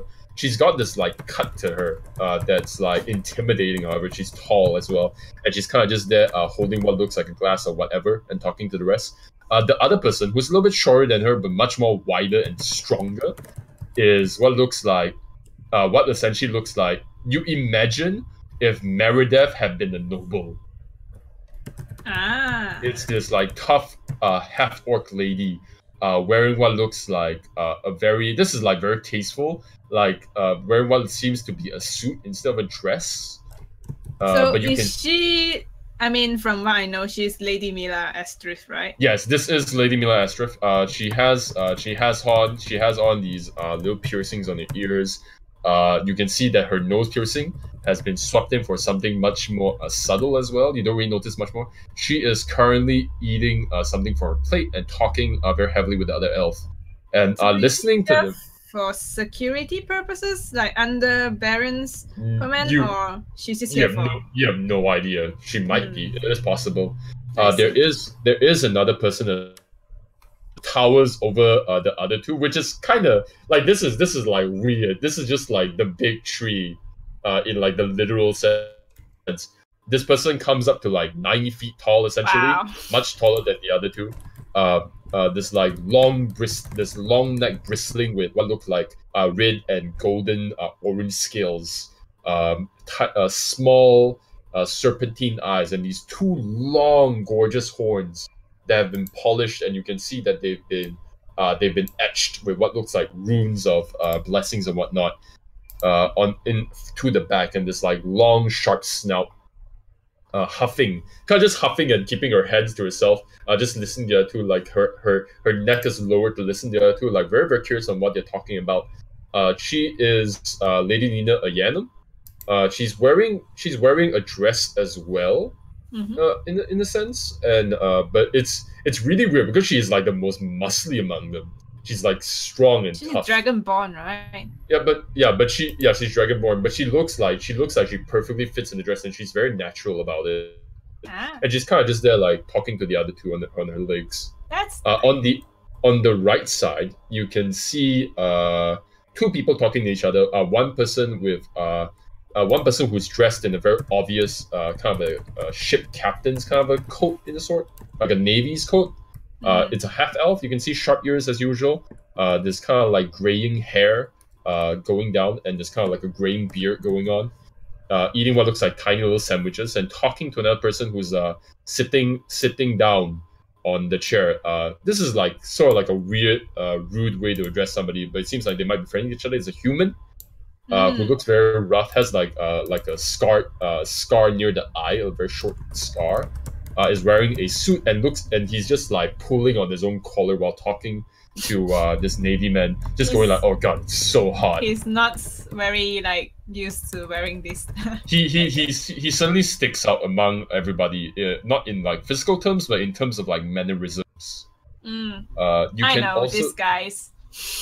You can also see another person kind of sitting in the very back, in the very back row, kind of just sitting there very patiently. Very particularly eating these tiny finger foods like one by one and grabbing them up one by one. It's this it's this small halfling, in like what seems to be like a very tasteful dress. She has no hair, but you recognize her anytime because she's quite renowned. This is a seal lifer. She's a renowned wizard, leader of one of the major guilds named Torn Wheel. The Torn Wheel. Yeah. Okay, now that I've named all these fancy people, what do you want to do? The navy guy is called Sir Cop Layduck, and Sir Ridder Connor is the guy who stands out a bit. Yes. Just for people's information. Yes. For those who don't seem to understand what's going on, these are basically all nobles. I've just introduced them. But before this, I've given information to Cecil, CAKEdnd, on the list of names of people that she might have met on this kind of like 1 month stay in Ellom. We'll get to know them slowly, don't worry. Yeah, Cecil stayed there for 6 months actually in Ellom. Cool. Oh yeah, 6 months, like half a year by now. So I what do you want they to were do? nobles, but So what do you want to do at the moment? He is going to go You can kind of as you're kind of just standing there, you can see the servant rings a bell. Soft announcement. There's about 10 minutes before the auction begins.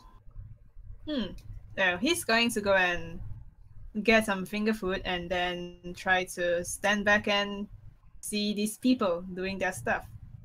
I guess he's gonna chill where Asil the lifer is. Nearby. Yeah, nearby. At the back. You kind of sit down and you're eating and you're thinking.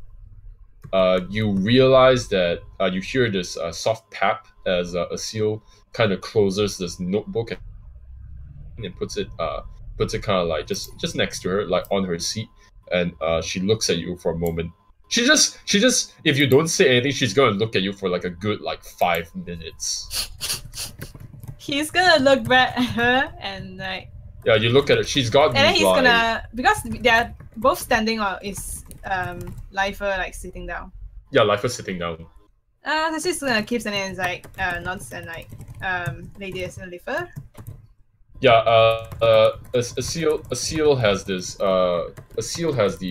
perfectly winged eyebrows and this kind of like deep darker red lipstick, and you have to keep in mind that she's also like she has no hair, so she just looks like this like very sharp, and she has this intimidating look about her, and she looks at you for a moment. She smiles. Please don't call me lady. I haven't earned the title. You may address me as the High Wizard Lifer if you wish. In that case, High Wizard Lifer, nice to meet you. Yes, nice to make your acquaintance as well.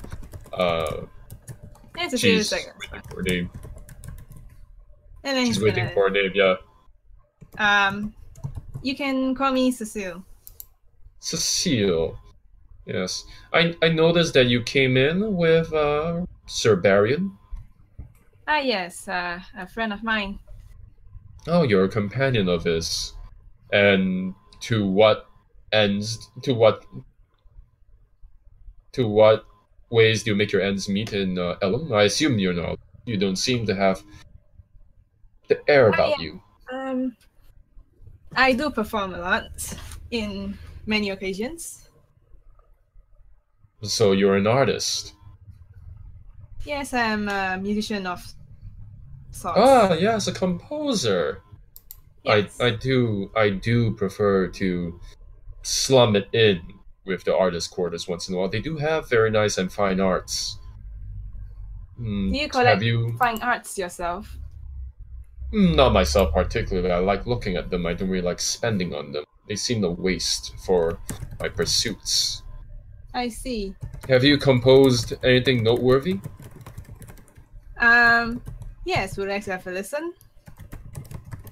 Oh, do you play? Yes, I do play and I compose and I do write.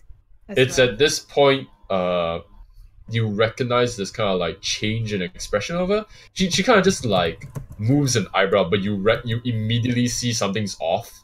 And she kind of looks in a moment, and she kind of just goes, "Oh no need, of course not." Well, this has been a fine conversation. I suppose. Yes, it's been very nice to meet you. It's nice to meet you too. And then Cecil goes back to eating. Yeah, the moment you say kind, nice to meet you, there's this tension that kind of just breaks. The moment the servant kind of comes out and rings the tiny bell again and just says the auction begins. Everyone sorts into their respective seats. Okay, so here is what's going to happen. Mr. Cecil, have you ever been to an Ellom auction? No. That's why he's here in the first place. Get ready for the game of your life. Okay. Oh god. I'll do a drum roll for you. So Guys, I need help. Rita Baron comes out. There is no music. It is very quiet. You only hear the birds in the skies, and you only hear the snipping of garden tools for a moment. When Rhythm Baron comes up, no announcement at all. He's holding what looks like plaques, and he gets on the stage. Somebody wheels up what looks like a cloth item, and Radiant Baron just looks at everybody and just goes, "Welcome to the Wanderers Gathering. I'm sure you are all here today for quite some unique businesses. Without further ado, let us begin."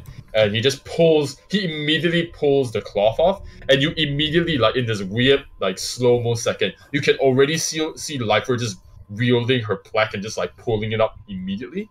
So you have 3 plaques on you. One is, I'm gonna assume one is like +1, one is +2, one's +3. We'll make it simple. But here's the thing: each one basically amounts to 100 gold. Oh, so like if you raise it, it'll be. Yes. So yes, plus Cecile. 3 means 300 gold. Yes, Cecile. Yay! Yeah. On the other hand, How is that yay? on the other hand, if you raise 3 and then you raise 1, that is 300 gold. 300 gold, and I think let's put it at 10 silvers. So that's 300 gold and 10 silvers. So 3-1 is 300 gold, 10 silvers. Okay, so let me just note it down quickly. Yes. 3 is for 300 gold and 1 silver. Yeah. Ritter kind of briefed you on this. It's a little bit weird that anybody with decimals. It only goes 1, 2, 3 because this is a simple auction, stuff like that. Blah blah blah. So 2 is what? Definitely not because the GM did not design the auction design mechanic. What's up? What did you say? What's the number 2 for? How much is the value of 2? That's 200 gold. Or if you want to go 3-2, that's gonna be 300 gold and 20 silver. Oh, okay. So that's how you that only works. use the silver to kind of eke out the winnings. Ritter Baron has told you that is sort of a cheap ass way to do it. So I don't know, you can do it if you want for fun. He's not So I going to mean, judge if you. you But raise 3, then you raise 2 is like 320 silver. Two silver pieces. Yeah, basically. Okay. So it's like the first one that you raise is 100 gold. It's 300 gold, 20 silvers. 20 silvers. Oh, Yes. okay. So 2. Okay. Yeah. All right. I will Actually, no. Let's make it not silver. Yeah, that'll be 20 gold, 30 gold, and 10 gold. Okay. Yeah, 20 nobody trades gold. in silver with noble. Come on. Yeah. So it's like all gold, man. Yeah, but Ritter Baron has already explained to you if you want to go for the decimals, that is sort of seen as a cheap trick because you're being stubborn, but all the nobles are stubborn anyways. But it's unlikely you see them doing silver. They see that as sort of a bad move. Yeah.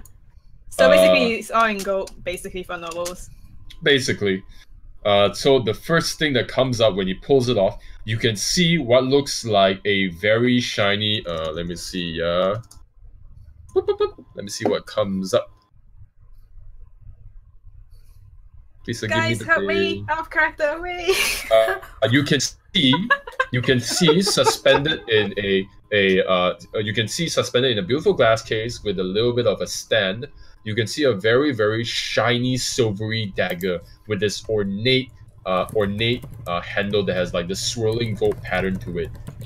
No words at all. Like Ritter Baron barely says anything, but Cecile Lifer immediately has interest and just raises a plaque. Can I roll for anything for all these items? Okay, how about this? I'm gonna assume that Barian gave you a very like a hurried explanation because he just thinks this is fun. This isn't anything but fun to him. Yeah. But he's gonna give you a hurried explanation. So how about you roll me insight every time you want to know what this is, and then we'll see how badly you mess it up. Oh my gosh. I'm gonna give you 5 tries for this. Yeah, there's about 10 items up for sale. Oh, so like the interested one then only a roll. Yeah, I mean if you want to roll it. So there are 10 items. Yeah, So this is the dagger. 5 tries to do this, and there's 10 items. Yes. Or gonna- you could tell me whether you have a suitable skill to see what it is.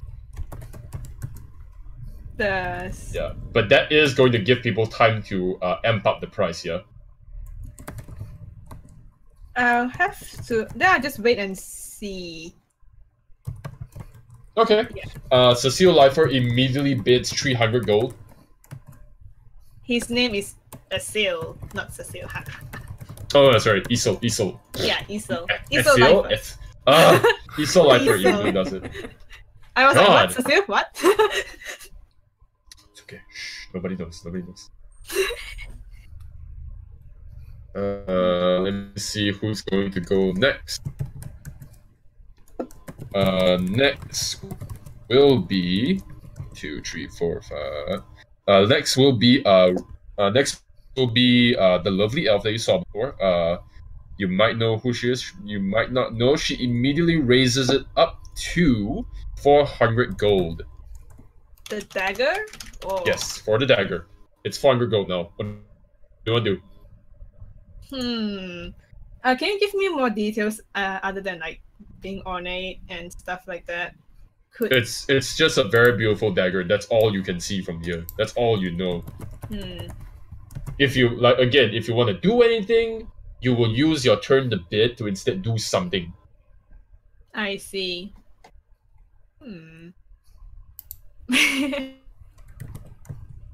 So this dagger thing. Ritter is calling, going once. Oh, okay, inside. Sure, you're gonna use that turn to see what it is.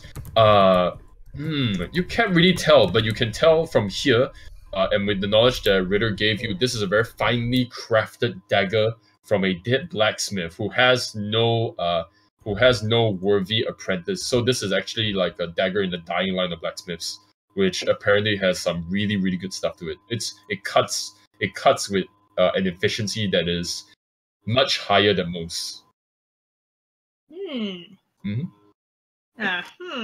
It's also silver laced. Oh, silver lace. So it's like silver dagger, ornate dagger. Yeah, it's a silver ornate dagger from a dead something. line of blacksmiths. That has extra stuff attached to it. It cuts better than most, so that might mean plus damage. Cecil is gonna raise one. So raise one.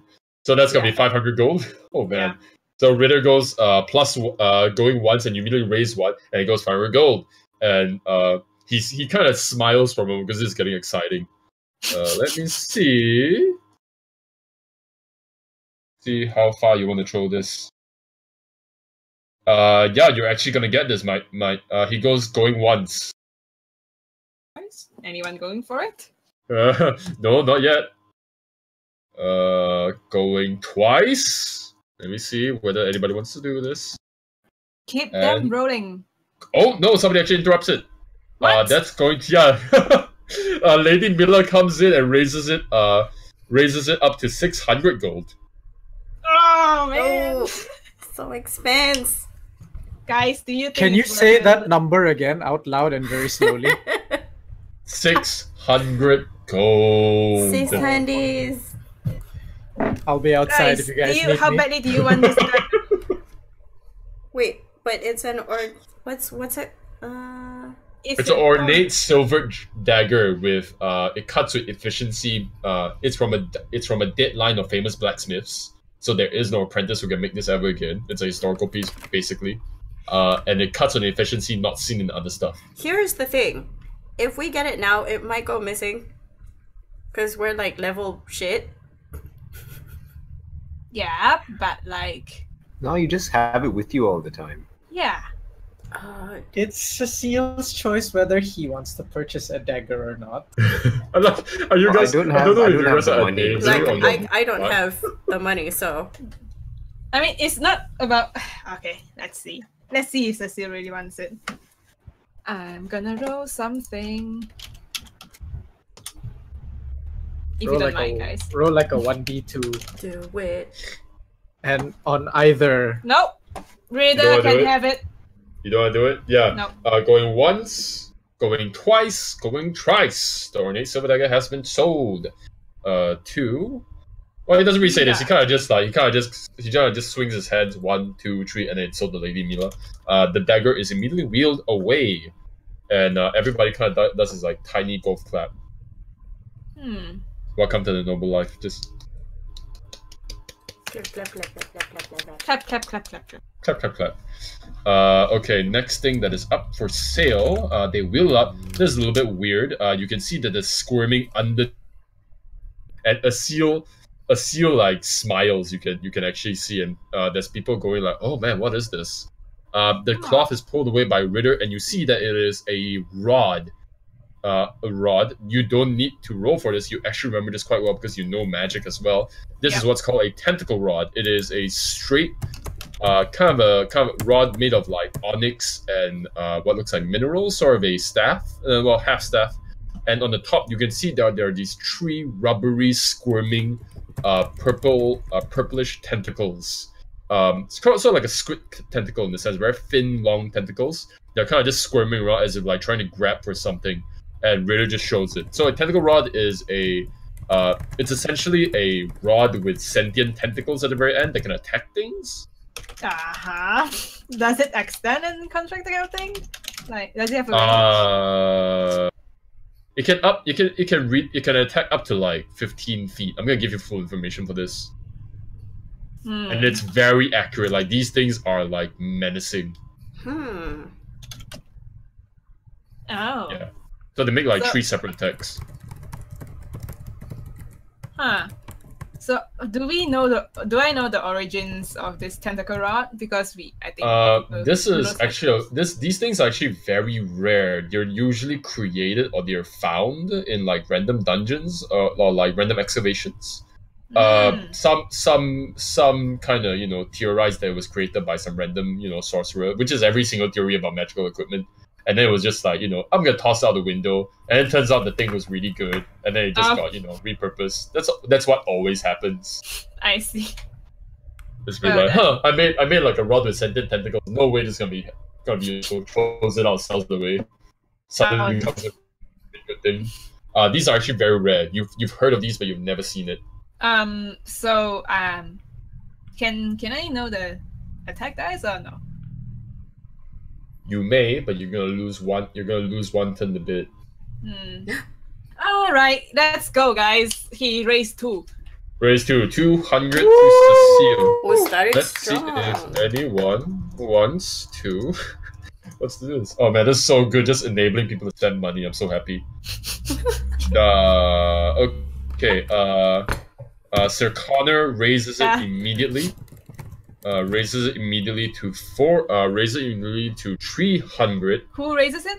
Sir Connor. Sir Connor, the human. The one that was oh god, it's so hot here, Jesus Christ. That guy, Yeah. So do you want to bid or do you want to spend a turn to understand something?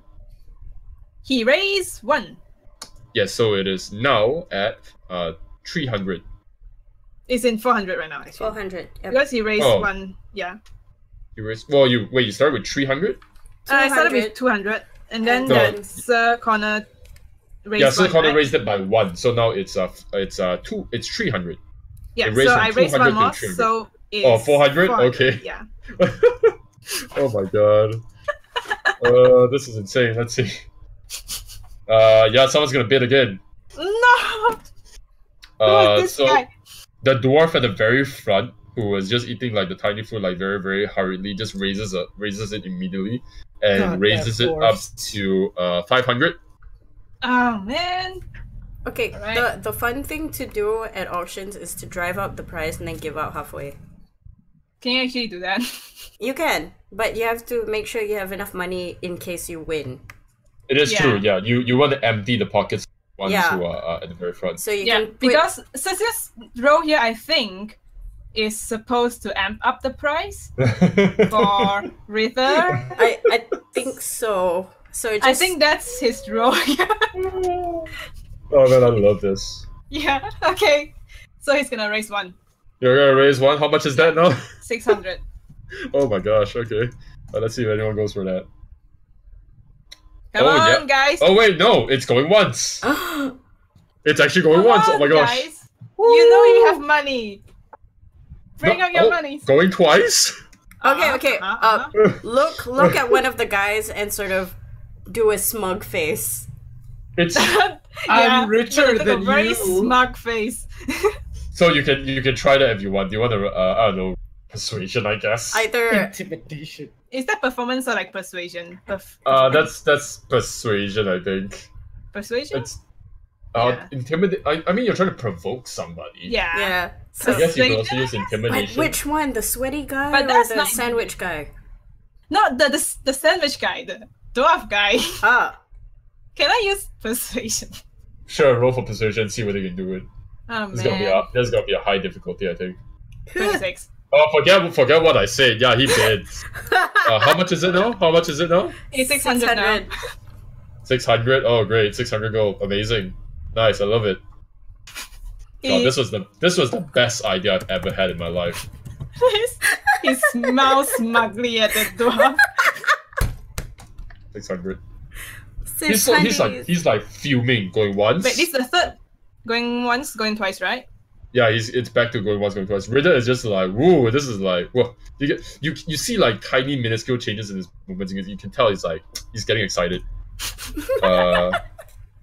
Oh, someone's gonna bid again. Oh, Oh! What is It's sweaty guys. It's Isol. It's actually Isol. Right next to you, raises a 1. It's 700 damn. now. this? what? Wow! This is the Wait, I time want to where ask off character. Is 700 considered much in nobles' money? No, not really. I think it's just like small But change, to right? you, Just it chunk. feels like you want to freak out. You really want to freak out at the moment. You're like, Cecil doesn't look like it, but you are sweating. You are just sweating underneath But your skin. he's- You're going like, oh fuck. But he's doing his. It goes to Isol. Yeah, it goes 1, 2, 3. Isol. The rod is wheeled away. Isol kind of looks at you for a moment, just whispers, Haha! What You- did she say? You "You're very fun." you spooked people. So you kind of just go like, "You're very fun." Mm. But you're starting to spook people, which is nice. I'm starting to spook people. Yeah, so Nah. during auctions, you wanna like stress people out so they leave. Mm. Yeah, the dwarf on the very front is just like dabbing his head with like a very loose handkerchief. Yeah. Very, Alright. very loose handkerchief, man. Okay, third item, come on. Oh man, okay. I know this one might actually get you. Hold on. They wheel out another one. This is something very different. It's in the chest, it seems. Covered in cloth. Ritter pulls it away, and it's this like small wooden case. It looks like a chest, but it's a small wooden case about the size of, say, maybe about, I would say 3 feet, 4 feet long. He puts on gloves and he slowly unclasps the little clasp in front, kind of weaks it open, and he takes it out with his hands. What looks like an amazing, beautiful loot. You ever heard of like love at first sight? This is you right now with this loot. Oh my gosh. Okay, okay, Very don't pretty loot. don't bid yet. Wait for the first person to bid first. Okay, yeah, that's my plan. I'm gonna describe to you in vivid detail how beautiful Oh, this whoa, loot okay. is.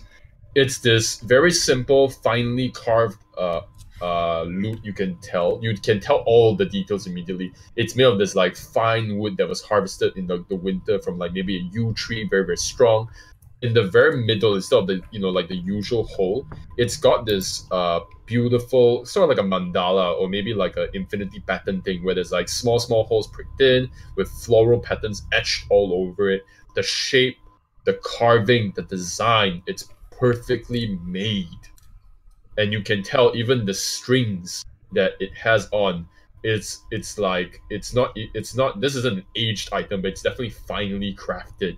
The strings as well, it's made from some kind of fine material that your fingers are just like itching. You're like grabbing at your nails, like you're like just pressing your nails against your thumb. You're just like, oh god. Love at first sight. Oh, Yeah, do I basically, know who you're just- made it? Is this like sort of not magical, but like where You is this can't. made?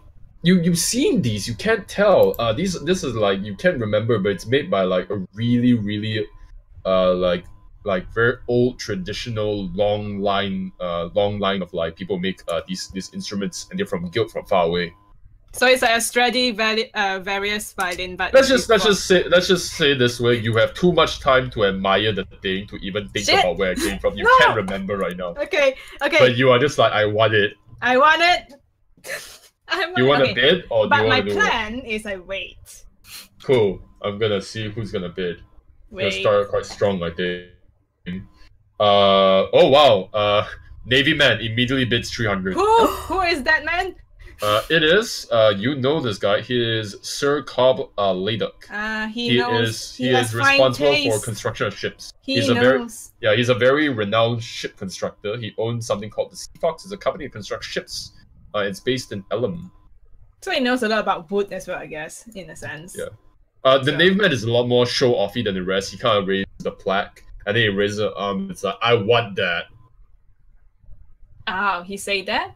Yeah, he just says that. Like, it's so weird, but he just goes like, he just like very manly. He just goes like, I want that. It is mine. Wait, how much Looks money? at him. How much money does 300. Cecil have? I don't tell you. Like He a ain't gonna lot. tell. Yeah, he ain't gonna tell. Like this The answer bidding is process. The answer is enough. Oh, okay. So Bid Connor- another 300. Sir Connor, just like he's still like he's taken off his suit jacket now and he's like just sweating in his shirt. He raises it up to 500. Let me see who's gonna do it next. It's going once. It's on 500. Ooh. It is on 500. Ooh. Tell me when you want to interrupt, yeah? Or else it's going to go twice. It might go DC, twice. so she can't interrupt. Oh, where's... She What's Kian? DC'd. She'll be back. Oh no! Her Discord died. Okay, We'll be right pause. back. Pause game. Just put like elevator music. Put like elevator music. I think we might Commercial separate break. this into a second session. I didn't expect it to be this intense. So Auctions, intense. man. I thought we just go Auctions. for the auction immediately, but this is actually getting crazy. I mean, next week we're doing it again anyway, so I'll just do the remaining two, and then we'll finish our arc. How you guys enjoying this so far? It's hilarious. Yeah, Fun I get times. I just Watching realized Cecil that spend I'm money. basically rolling dice to see who bids and whether it's possible. But we're getting really excited because really high amounts of money will never touch us being involved. I know. I it's think like- I think normal money will not even cross you guys' eyes like this in this way. Anyway, I'm back. Can you hear me? Yes. Yes. Hi. Okay, where did Loud you and hear me? clear. Where was my last sentence? I was going once, and then I was asking, do you want to do anything? Oh yeah, I was gonna Cecil go is first. gonna look at that guy calmly, give him a smile, and raise 2. Okay, Raise two, it's so it's now at that's 500. 700. No, that's 700. Yes. Who's gonna hold on? Next one to bid. One, two. It's a Jimi Hendrix Uh, signed guitar, yo. But do you at account the for front their goes 100. personalities as well? Yes, I do. Dwarf at the front is going 100. It is now 600. He is like his face is red. Who? Sir The Cobb? dwarf. The dwarf the dwarf that you sort of made pay for the last thing on the tentacle rod. Do you want to do anything? Ooh, I got No, a fun he's idea. just gonna tackle that Sir Cobb guy. I think it's now eight. I think it's now what 800. Yep. So the dwarf raised, right? Yeah, to 800. No, to 600. Sorry, not 800. Fun Yeah. idea. Take one of the plaques without looking and raise it up. Roll a d3 to see how much you raise it by. All right. Oh my god. Like obviously, like you're not even looking. Just like, oh, Yeah, how much not is it really gonna be? looking. Oh, troll. I don't care about money. Oh, Oh this my morning. god. Oh, next one. What's the so that's gonna be what 700. Yeah. That's gonna Okay, let's be see 800. what Is happens. 700. Yeah, it's 700. Going once. What does Sir Keep Cobb going do? He won that badly, right? It's going twice. Yeah, Sir Cobb is not raising it. He's kind of just like What? he's. He lied. He didn't want it. He did run it. That lying, I'm gonna do the charm. Like I'm gonna give him that smug smile. The tall beautiful elf raises it by 1. What? Yes. Yay! You got the loot. How much is this again? 800. Wait, she raised it by 1, right? So it's 800. Yeah. Yeah. So it's 800 now. So what do you want to do? Is it Rita Elvering. Yes, Rita She was raised it the by one who got the last item as well, right? Yeah. No, Isol got the last item. I forgot who got the knife. Yeah, I think it was. Tentacle was Cecil. Yeah, Isol got the. Oh yeah, Rita Elvering got the first one. Yeah, Cecil got the tentacle. Rita got the dagger. Yeah, now we're only on the third thing. So it's only a third thing. But I really want it, guys. What do you want to do? What do you want to do? Come on. Buy it. You win, right? I raise one. No, raise one. No, it's what, 900? Yes. Jesus Christ. It's gonna be so fun. Going once. Going once. Going twice. No. Oh no. What? What? Rita raises it to 1,000. Money. Oh, Rita, you really want this thing? Oh, sad face. Oh man. What do you want to do? What do you want to do, man? Rita. To be honest, you still do have the decimals. Shit on it. What do you just say? put decimals. What do you say? Oh wait, no. You have to accompany that with a bit, so it doesn't matter. You're still going 100 anyways. Yeah, I still have to go with 100. Yeah.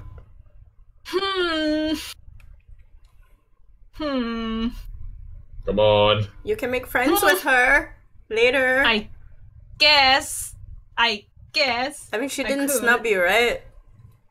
She didn't, I guess. She's very elegant. She's just kind of just raising. Is she a friend of Jane because they are both mercenary companies, or are they like? They probably know each other. Okay, Cecil. Yeah, you know what Rita's business is. Yeah, I know what's her business. All right then. This guy. Oh my god. What are you gonna do? Guys. This is intense. Come on, it's up to you. What do you want to do? I would All say. right. I would say let it go and make friends with her later. But this is you, Yeah, so probably. make the choice. He's gonna play this and smile and like nods and let it go. Going once. Driven Going so twice. high. It's so beautiful. But it's so- Going. raise one. Going. Oh shit. Oh shit! Oh shit! Wait, is that a platinum? I think that's a platinum. One. Oh shit! I think that's one platinum. Is it? Hold up! I gotta check. Is that one platinum? How much is a platinum piece? Should be It's.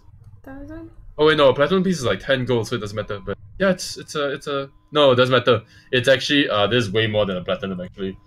But actually, I have to recount platinum anyways. Gold is the top gold here. Yep, it's 1.1k gold, my dude. Who? Come on, guys. Raise Going me. once. Come on, guys. Raise me, Rita. Come on. I know you want it. If I can. Rita raises 1.1k is nothing to you. Rita raises it to 1.2. Holy shit! Oh! Wow, Rita, you really want this thing, huh? Okay, what's her face? The short one that snubbed Cecile just now, what is her face showing?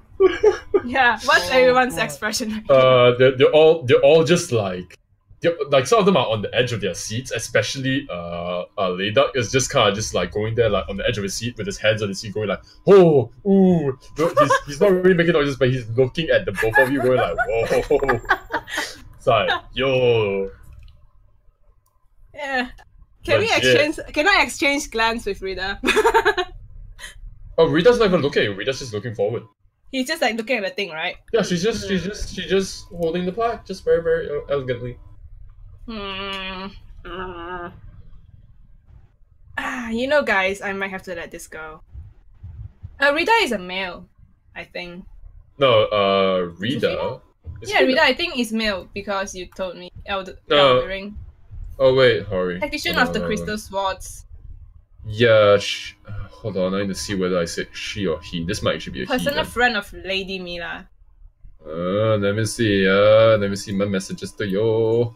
Like Rita, R-I-T-A, Oh or god, this is so far. R-I-T-T-E-R, like Ritter. Rida, D-R-I-D-A. This is the Dragonborn, right? No, it's the elf. No, it's an elf. No, it's a she. Oh, it's a she. Huh. Yeah, it's a she. Alright then. Alright. Cecil will just let it pass, even though he raided Oh, twice. Cool. God. No, it's sad. Oh. I'm sad for you after all Nobody the else is hard gonna work. argue against 1.2k gold. I think so. Yeah. Once, twice, thrice, it's gone. Yeah. I it's hope locked you back. enjoyed that loot. It's locked back. The loot is locked back into and classed up in the chest, and it's just wheeled away. You feel like something distant just got removed from your soul. Aww. Yeah, I feel that too. Yeah. In reality. Oh yeah, definitely. Anyways, the next thing that gets wheeled up, the cloth is pulled off. This time it seems to be. It takes a moment for you to understand what this is, but you've seen bow hold a bow definitely, but this is you're pretty sure there's a crossbow, and it seems like one of those it seems like a heavy crossbow, but you can it's not ornate, but it's designed differently. It's got a stock in the very back that holds against the arm. You can see Ritter kind of just like holding and posing with it, just putting it into his arm and seeing how good it looks. The wood is of like different colors and different qualities. You don't remember much other than this is a really good quality heavy crossbow. Very similar to the first item, like the dagger. It's just very well made by like some guild. Ah, okay. I guess I'll play a little bit with this one. Play a little bit. Oh my god. She's getting into the spirit. Have you of things. actually you are really in the bought mood. anything? Okay, what do you want to roll? What do you want to give? He's gonna raise 1 for now. Okay, cool. 1. Starting out slow. Starting out so slow. Lady Mila immediately bids goes up to 200. What do you want to do? Huh, she wants that. Huh. Raise 1. It's 300. Okay. I like how you're just like laughing about this. It's I think Cecil is just really like enjoying dwarf it. raises it to 300. What do you want to do? Huh. Looks at him. Whoever is watching this, I hope you're enjoying this as much as we are, because it's very exhilarating to see people spending money for some reason, even if they're not even real. What do Raise you want to 1. do? 300 gold. Come Raise with. 1, 400. Okay. Mila raises it to how much is this now? 500 if she raise. Yeah, it's it's 500. 400 now. Yeah, Mila It's raises it to 400. No, Mira raises it to 500 then because it's 400. 500. Sorry, yeah, 500. Well, anyone else is gonna raise? If you're gonna wait, it's Yep. no going once, And then going at twice. twice, I guess I'll raise. I raise 1. Oh my 600. god. 600. Okay. Okay. So yeah, there you go. I guess. Going once. Stress. Oh no! Oh, this is a surprise. Rita raises it by 1. Huh. This person gets all the good stuff. How much is it now? It's raise it by 1, right? Yeah. So it's 700 right now. Oh my gosh. Okay. Do you want to do anything? No, I'll let you go. Okay, going Unless once. some other people want to roll for it. That's going once. Going twice. Anyone raise? And Nice. it's done. Yeah, it goes to Rita. The crossbow goes to Rita. Wow, she has all these Rita things. is so rich. Golf He's claps. so rich. Golf claps all around. Oh man. I'm just gonna. Flashing Also, all by the the way, cash. I'm so sorry, guys. It's gonna take. Yeah, I think we'll be session. separating this into different sessions. I think I can resolve yours, Shah's, and then we'll do bows and narratives next time. Are you guys okay with that? Are you guys okay with just sitting here and watching an auction? Yeah, sure. Or I am listening to a fine. simulated auction? But let me tell you, my soul will not be okay post session. I feel like I felt my energy being drained the moment we touched 1k gold. Yes. Yeah, I felt like 1K go, man. I was going to a different realm for a good moment. Because 1K is Oh a my lot. god. I was just pulling your leg, and then you were like, raise +1, and I'm like, Oh, raise! what? And then Okay, she fifth counter item. raised like, Fifth Fifth item, it's wheeled away. Let's see what comes in. I don't know what this is actually. Give me a moment to check again. Da da da da da. Da da da da. Honya. Fifth See what item. this is. It's wheeled in like a. It looks like a long rectangular shape one, but then the cloth is slowly taken off, and you realize it is what looks like an elevated piece of wood, like a good old fashioned piece of wood, and on top of it, resting on what looked like a display of sort, like a glass box. It's a small stone. No bigger than your palm. It is the color. It is the color of like a very faded orangey red. Let me see first what the color of this is. It's not bloodstone or whatever, right? No. This is definitely not bloodstone. It doesn't look like a bloodstone. Sorry, it's not red. It is the color of a mix of. It reminds you of like cream, or like coffee. It's got like brown and darker browns and like whites running through it. In like wavy looking. It's like a floating small stone. Like cat's eye? Oops. Maybe it looks more like a chocolate candy, Floating to be honest. small stone? Yeah, it's a floating chocolate it's candy colored stone. So it's definitely kind of magical, right? Oh, it's definitely magical. You know that this is magical. That's what that's what Ritter told you. Do you want to know what it is? You can spend Yes. a round to see what it is. Yes, this Insight. is. So this is called an ion stone, and this Ions. one. Take it. what are those? Iron stone! Is it knowledge? Is it healing? You don't know. Dun dun dun. I don't Man, know what color. Being rich is so unfair. Wow, are you serious? So you know that this is a stone that is very powerful. It usually gives you very incredible spells of really, really high levels. But it's usually like single use, or it's some kind of like, or it can be a constant bonus so long as you have it around you. You experiment with these stones. They find it and they create it with alchemy. They can sustain the man without any food or water for days on end. They can legitimately make you smarter. Huh. But we don't know what kind of attribute this one is, right? This one, no idea. Unless you've actually seen a stone, you don't really know. You've also heard that they can let you see the future with like 100% success rate. What? But it's also a one-use thing or just like once per long rest? Some of them are one use, some of them are forever. But how do we know? That's the thing, you don't know. They all differ based on the color. But here's the thing: you've never used iron stones. You've let alone seen them. You've heard of them, but you don't know what this one is. We should ask someone who has knowledge about this. Oh, that is the option. Yes. But let's see. Let the games begin. Let the games begin. Raise Oh, 2. Oh yeah, no, not even. Oh, you raised 2? Yeah. Lady Mila raises it to 500. Whoa! Sorry. Yeah. She Oh just my God. punches the roof immediately. 500. Huh. Yeah, it's 500 now. Raise 2. Raise 2, 700. Okay, let's see who's gonna do next. It is going to be. I think it's gonna be the dwarf. Yeah, dwarf. Dwarf goes up to how much is it now? 700, right? It's 700. Let's see. Let's test This the one is probably the Raise- most fastest one you've had so far. Raise 1. Raise 1,000, Yeah, going once. 1,000. It's going once. Mm-hmm.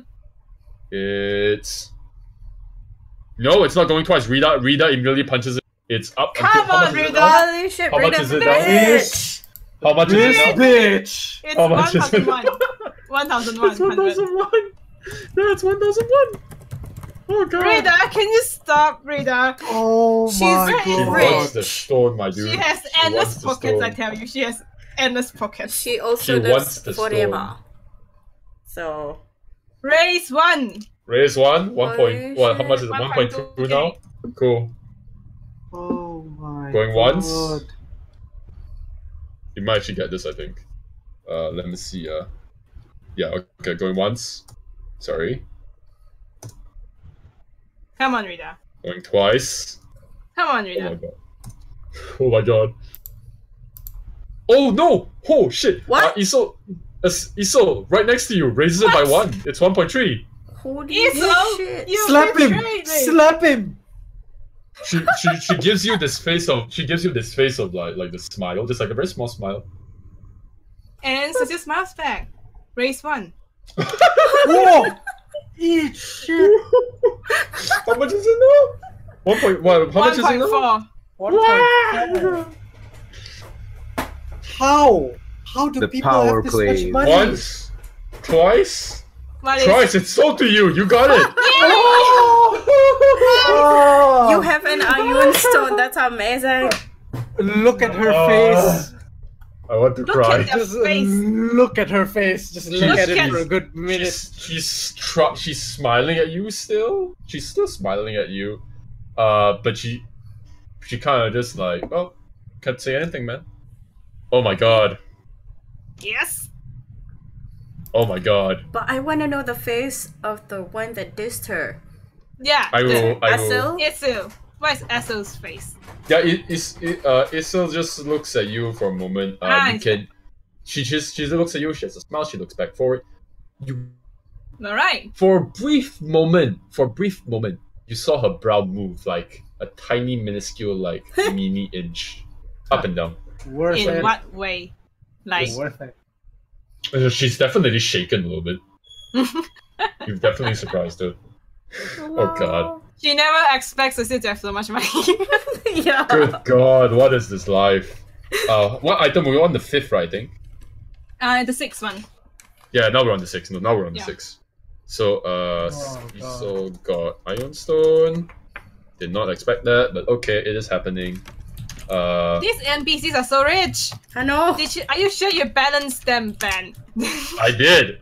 I wrote in the following details. We're very rich. Very I know, rich. very rich, but is there like are they like bottomless Not pocket? big balance. Or No, something some like of them. So I am actually rolling for this. We have a system for it. I can't reveal it to you just yet. I will- Okay, that's fine. Let's just continue on with the next one Yeah. first. Yeah, don't worry. Yeah, Ritter wheels away. Everybody's like tiny golf claps. This is the 5th item. You are allowed a small 5-minute break. Everybody stands up. You can see the moment that everyone stands up, right? Lots of things happen. Layduck immediately begins. Layduck immediately goes to talk with Naga, who is the dwarf, and they're both just like they're like whisper yelling at each other, going like whisper yelling. Sir Ridder, Sir Connor lays back on his chair and just like opens the top button and just goes like, oh god. It's so hot. Isol looks at you for a moment and says like, very well bidded. Yeah. Yes. If you wish, you could follow me. I do wish to grab a bite, but I'm not tall enough for the table. Could you help me? Yeah, sure. And then Yeah, Cecil she gets off and she starts walking over to the left side, and you can see that Lady Miller is just eating by herself somewhere. But Lady Ayanum and Lady Ayanum and Lady Ayanum and Lady Rida are just standing by the table next to each other talking, and Iso walks very close to them, and she turns around and waits for you. Alright, so she just like grabs her, like he asks him, what would you like? Oh, just some cakes and some conversation. Okay. Yeah. And then Cecil gets her some nice cakes. Yeah, like very small, like tiny little cakes. It's And nothing then, compared. On it's top of nothing that, he's compared to what gonna we- get Chet, Uncle Chet's. yeah. Get her an additional like tea, just to accompany the cake. Very nice, like tiny hands, you know. Yeah. done, Isol takes a bite of the cake, drinks a tea, and then immediately starts talking to Lady Ayanum instead, and then talks to her, and just like very exciting, isn't it? And Ayanum just like her voice is like, it's weird to describe this one, but it's like smoky. It like shifts in and out. It's like, yes, it is. It's very interesting to see that everybody's being so excited. That's a very cool voice, actually. Yeah, and you, what is your name? I have not received it in my terms. Oh, is she talking to Cecil? Yeah, she's actually pointing at you. Okay. Cecil's just gonna bow in a very nobly way and say, I am Cecil. It's nice to meet you. Yes, well, very well met in greeting. And Isol kind of just looks over and then just goes like, yes, she kind of just like, she has traveled from, my friend here is a musician, a composer from, I'm sorry, where were you from again? I came from far land, not in Ellom. Yes. Yeah. He kind of looks back and just nods. She kind of looks at it and just nods. And Ayanum kind of just goes, yes. A traveler from far away. Very interesting, isn't it, Miss Rita? And Rita kind of looks up for a moment and puts like a small hand on Lady Ayanum on the shoulder and just like pats her a little bit. And she looks at you. She so far she's always been like radiant. She's been like she's like good skin. She's got good hair. She's got sharp ears. Like she's just beautiful in a sense. Not in the sense of like beautiful, but in the sense of like she's constantly just like well kept for some reason, and she looks like pretty. She kind of looks at you for a moment. It's like, yes, it's been very exciting. It's been a long time since I've had such a good auction.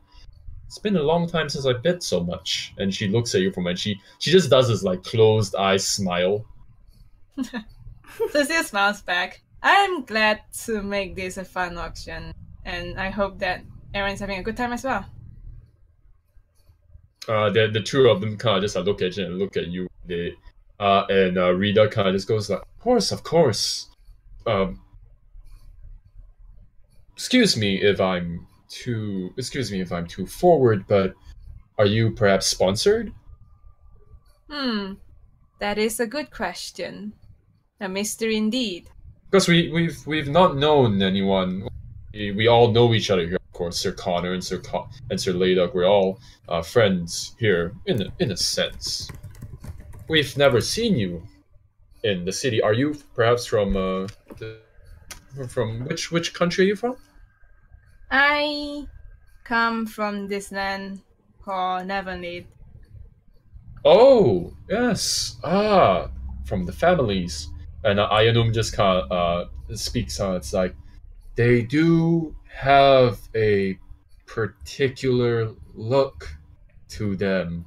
Yes. Are you from one of the families? And that's it as a topic for another day. A traveling out on vacation. And you kind of just say like haha, and there's like this tension and then like the tiny bell rings, ding, and you're back on your seats. There's no tension. Like Cecil's just gonna laugh and let them think what they want to think. Yeah, there's like when you laugh, there's like this like moment of like quiet, like maybe like 5 seconds of like awkwardness. Yeah. You can send that. Cool. We are now back on the roller coaster ride of what is essentially an auction that does not exist, but for some reason we are all very, very invested in this. We are so invested. Man. Auctions are fun. 110%. Handies. Oh god. Okay. Cool. We are back in. Ritter comes up. He's. You can see that he finishes a small cup of water. He comes back up, and he announces things as usual. And he brings up the next item. This is on a stand once again, very similar to the knife, but on the longer stand, the cloth is taken out, and immediately you can now you haven't seen this person bid at all. Mm-hmm. Not a single time. You immediately see Lady Nina Ayanum, the Dragonborn, raise up 300 at What the is- moment the cloth is Ooh. off. It Ah. is. Big It is. We hear like this. Ooh, this music. It is a mace. It's just a regular mace. It's a maze. Ah. It is. Yeah, it is a regular light mace on a stand. Just a regular good old like mace, a small mace. It's got a silver handle, like a not made of silver, but silver colored handle, like a metal handle, and it's got a ball on the end with like spikes, protruding here and there, and then with like knobs here and there to like knock a person the hell out. But yeah, it's just a mace. It's already on 300. What do you want to do? Interesting. So it doesn't look like super ornate, but it's Mila is like instantly. I guess You've it needs a lot to. You've heard Ridders say that this was probably like one of the biggest things this auction, and they say like, oh, it's a mace, but it's got you can't remember. It's got tons of things associated, but it's one of the most worthiest grabs here. Don't have much insight on that. I guess you'll sit this out and see how it goes. Okay, Lady Ayanum is on 300. Rita pushes it to immediately 600, Cool. and we immediately to 600, and we see a seal immediately push it up to 800. What do you want to do? I will wait and see how this goes. You can use an insight check. I think you still have like 3 left. If you want to Yeah, know but what I'm this really keeping is. for the next few things. Oh, do you just roll an insight check? Yeah. Okay, yeah, you know what this is. Shah, hold your butt. It's a rod of alertness. What? Oh, dang it. Okay, it is a rod of alertness. So a rod of alertness is an ancient weapon from long times ago. These are like sacred relics in a sense. Not in the sense that they shouldn't be taken away and stuff like that, but in the sense of like, oh, these things should be returned to the church. I mean, you can have them, but they should be returned to the church. A rod of alertness is gifted and blessed by higher powers. When holding the rod, you become alert. You move faster. You detect things faster. You see things clearer. You can also, while holding the rod, you are also granted powers of prayer and powers of the higher powers. You can detect the evil and corruption within a person's soul. You can detect the ley lines and magic in the air. You are able to detect any danger within a person's bodily systems. You may even pierce illusions. Holy Not shit. Not You mean only this that, maze? yes, this is literally a magical mace. You can also, and this is something that has been passed down in books for long times, but those who use the Rod of Alertness, also known as the Blessed Rod, could erect barriers of light around them to protect them in times of danger and just eviscerate What? things. What in God's name do rich people get these This days? is literally something in God's name. Holy shit. So when you wield this, you have a lot of perks then. You Super lot. forgot to tell her there's one downside to it though. Because it's a rod of alertness, you blow your load really quickly. Yeah, basically. Oh God.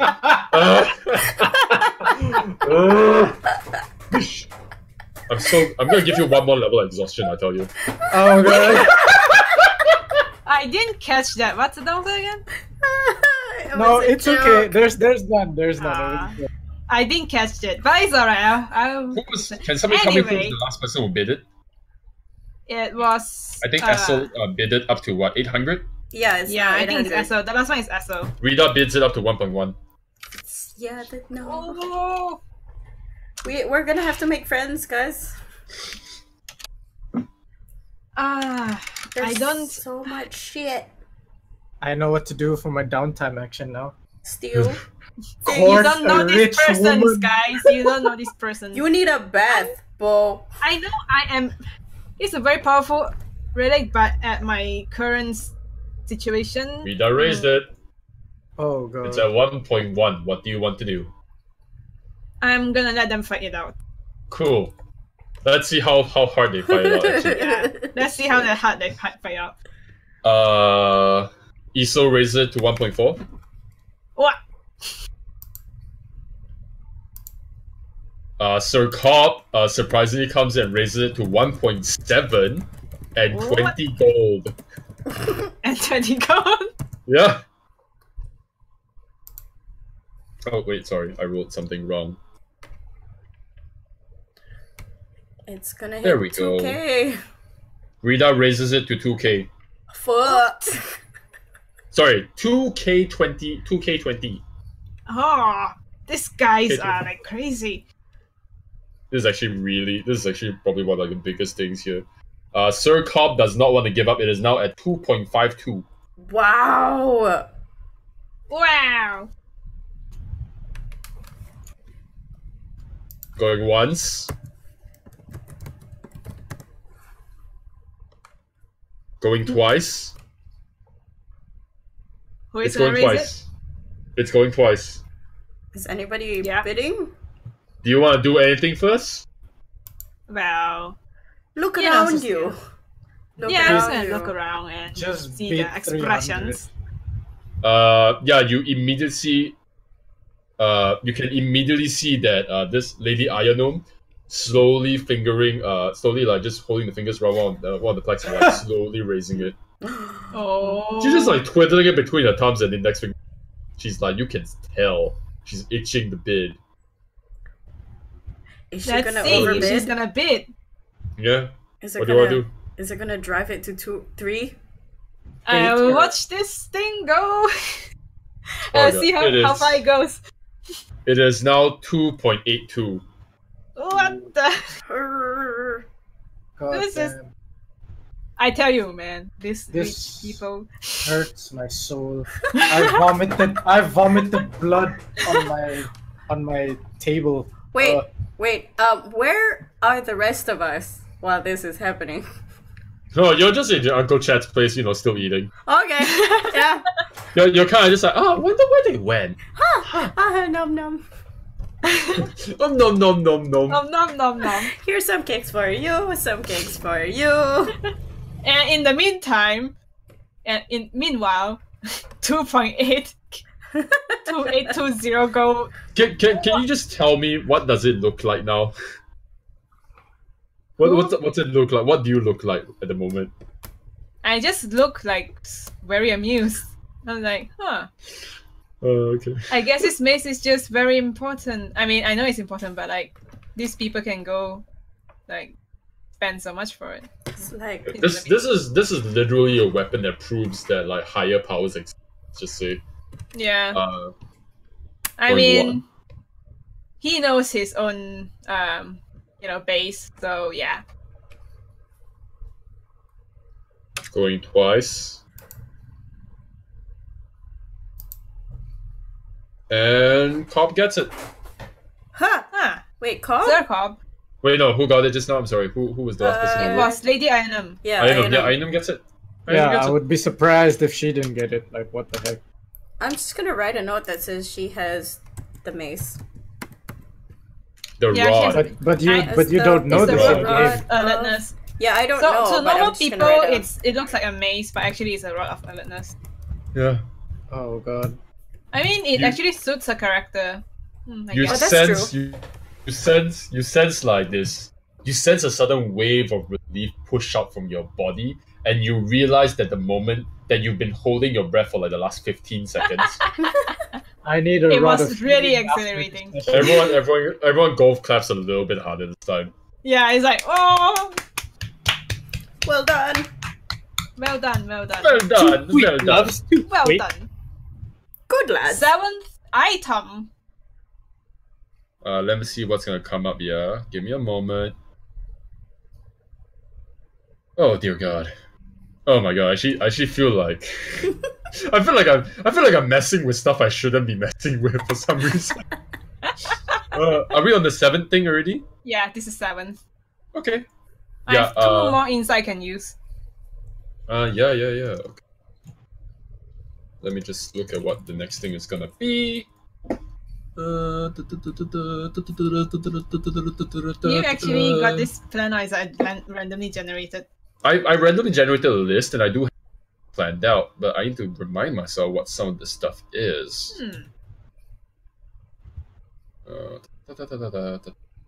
Yeah, but I do think they are super rich. That 10k is just chump change to them. Again, this is stuff you only get every season, you know? Yeah. Do you think you find an auction like this just happening around the world? No. It's Ellom, my dude. Yeah, they wheel it away and wheel something up again. This is actually very different. This time Ritter actually steps down and brings it steps down near the platform and brings it up with his gloved hands. It's this it's a small chest that gets opened by a servant, and he lifts it out very slowly, very gently in his hands. You see in his hands he's holding end to end a beautiful scroll. A beautiful scroll case. It's got floral designs all of it etched into with like gold leaf and whatnot. He slowly opens it and then he pulls out and just shows the scroll for just a moment. You can see symbols of eyes, of like squares and like arcane symbols you don't recognize. Can you give me an arcane roll for just Arcana roll? He's not very proficient in that. No. You have no idea what this is. Yeah. He closes it and he screws it back up and he puts it in the chest and the servant walks away. He's not gonna keep the scroll on stage. Cecil raises 200. Do you want to know what this is? You remember this being a scroll for a high level spell. Actually, Cecil is not that interested in like casting high level spells, to be honest. I mean, his character. So you're not gonna do anything? No, he's not gonna do anything. Cool. They can buy out themselves. Yeah, this one's pretty simple. Ionum raises it to how much was it? 300.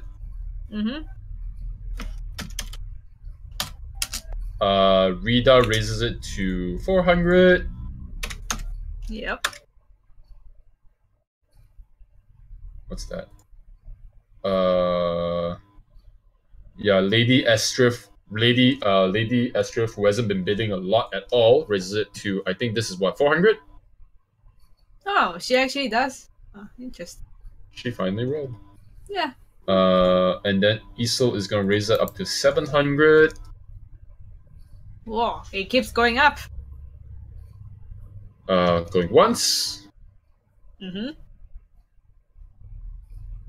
Going twice. And going thrice. It is now in possession of who was it? Lady Cecil? Cecil has it. Isn't it Estrith? It's Estrith. Oh, sorry, Lady Mila. Yeah, Mila. Yeah, Estrith. 700 GP. Ooh. Yay! Wow. Clap. 8th item. Honestly, this seems very minuscule now. Like, there's less excitement because it's not like on the case anymore. Yeah. Like nobody. Because everyone wanted claps. the mace. The mace was like the highlight, right? Yeah. We're so addicted to seeing people just wasting a hell of a ton of money now. Yeah. Oh, God. But like they should have kept the mace for like the last, you know. Oh yeah. What item are we on now? What number are we It's on? the 8th one. The 8th. Let me see. Yeah. Yeah, it's the 8th one. Last 3, boys. Last 3. Okay. Yeah. Bring out a new one. This one is a little bit different. It's not. This one seems to be a little bit different because. What do you roll my soul? Rithabarian gets the new card. This look in the chest and he brings it out. It's this fine, velvety, black as night cloak, made of high quality materials. And then he just shows it around, twirls it a little bit, and then he puts it on himself to show off what it is. This one's of fine quality. It seems to be an item that was supplied to them. He just wears it, clips it together, and you suddenly see Cecil. The too accurately describes the pain I'm feeling, all this money being thrown around. God. You see Ritter Barian on stage. Suddenly his body shifts to the left about 5 meters. What? So it's like a teleportation cloak? No, it just shifts. Yeah, it just shifts. Then you see the new Ritter Barian. He just slowly unclips the cloak, and the moment the cloak leaves him, he just shifts back to his original position. Huh. Cloak of elven kind? No, it's not cloak of Definitely not. Elmkind. I know. You know that this is an enchanted cloak. You can insight check if you want to know what it really is. Yeah, you Wow. got 2 more. 17. It is a cloak of displacement. Ah, Aye. Well, when you wear this cloak, it projects an illusion that basically makes you appear like you're standing in a place near your actual location. So anything that attacks you will basically have difficulty trying to even land a hit. However, again, the cloak of displacement is not for not for just anybody. It is for the people who are used to not being hit in the first place and just wants to boost their ability. If you happen to be nicked or damaged or attacked while wearing the cloak, it will cease to function because it just doesn't understand why you even got hit in the first place. And then it will take a while before it comes back up again, about like a few seconds. Oh. So if they hit the real person instead of your illusion, the cloak ceases to like function for a few seconds. it's more Yeah, like I mean, you it damage doesn't- the shield. It just only shows you like 5 meters away from your actual location, but people will have a hard time hitting you. So it raises what AC or like Yeah, I think it gives them disadvantage. Maybe. disadvantage, is it? Kind of. Technically, We can only assume. Yeah, we can only assume. We will only know once we have it in our own hands. Anyways, who's gonna go Right. and bid first? Yeah, see who bids first. It's actually a moment of silence. Nobody's bidding yet. Huh. It's pretty lame though. Hey, okay. Somebody just spent like 2 point something K, okay? Like, somebody spent almost 3K. Christ. Yeah. Yeah, but what do you want to do, Cecil? There seems to be like a moment of hesitation for a moment. He's gonna sit. Okay.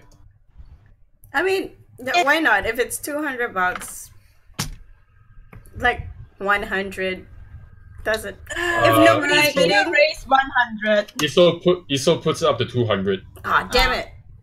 What do you want to do?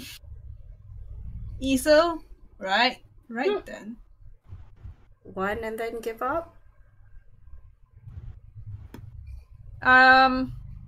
Yeah, I'll raise 1. Yeah. 300? Cool. Yeah. Ooh. To be honest, anything under 800 now it's like meh. Going once. Going twice. Don't you dare! Don't you dare! And it's yours. Yes! Yay! It's actually yours. What? Whee! Nobody wants it. Nobody wants it. Yeah. Nobody wants it. No, It's- nobody bought it. Whoa. It's cool. It's cool. You got a cloak Now- of displacement. Yay, it's mine! We'll find out what it actually does when. It does require attunement, however. But we'll do that later on. I can paste Yeah. this in Discord to show what it does. So it projects an illusion. You any creature trying to hit you has a disadvantage on attack rolls, range or melee otherwise. If you take damage, it stops functioning for 1 turn, and then the next turn it comes back up again. If you're incapacitated, restrained, or you're unable to move, the cloak doesn't really work as it's intended because you're restrained. You're like a fish in a barrel if you're restrained. Alright. Cool. Okay, could you we are on what? raise The 9th? me the Iron Stone later as well? Yes, I will. I Okay. will tell you about that. That one's quite important. What is the what number are we on now? It's 9. 9th.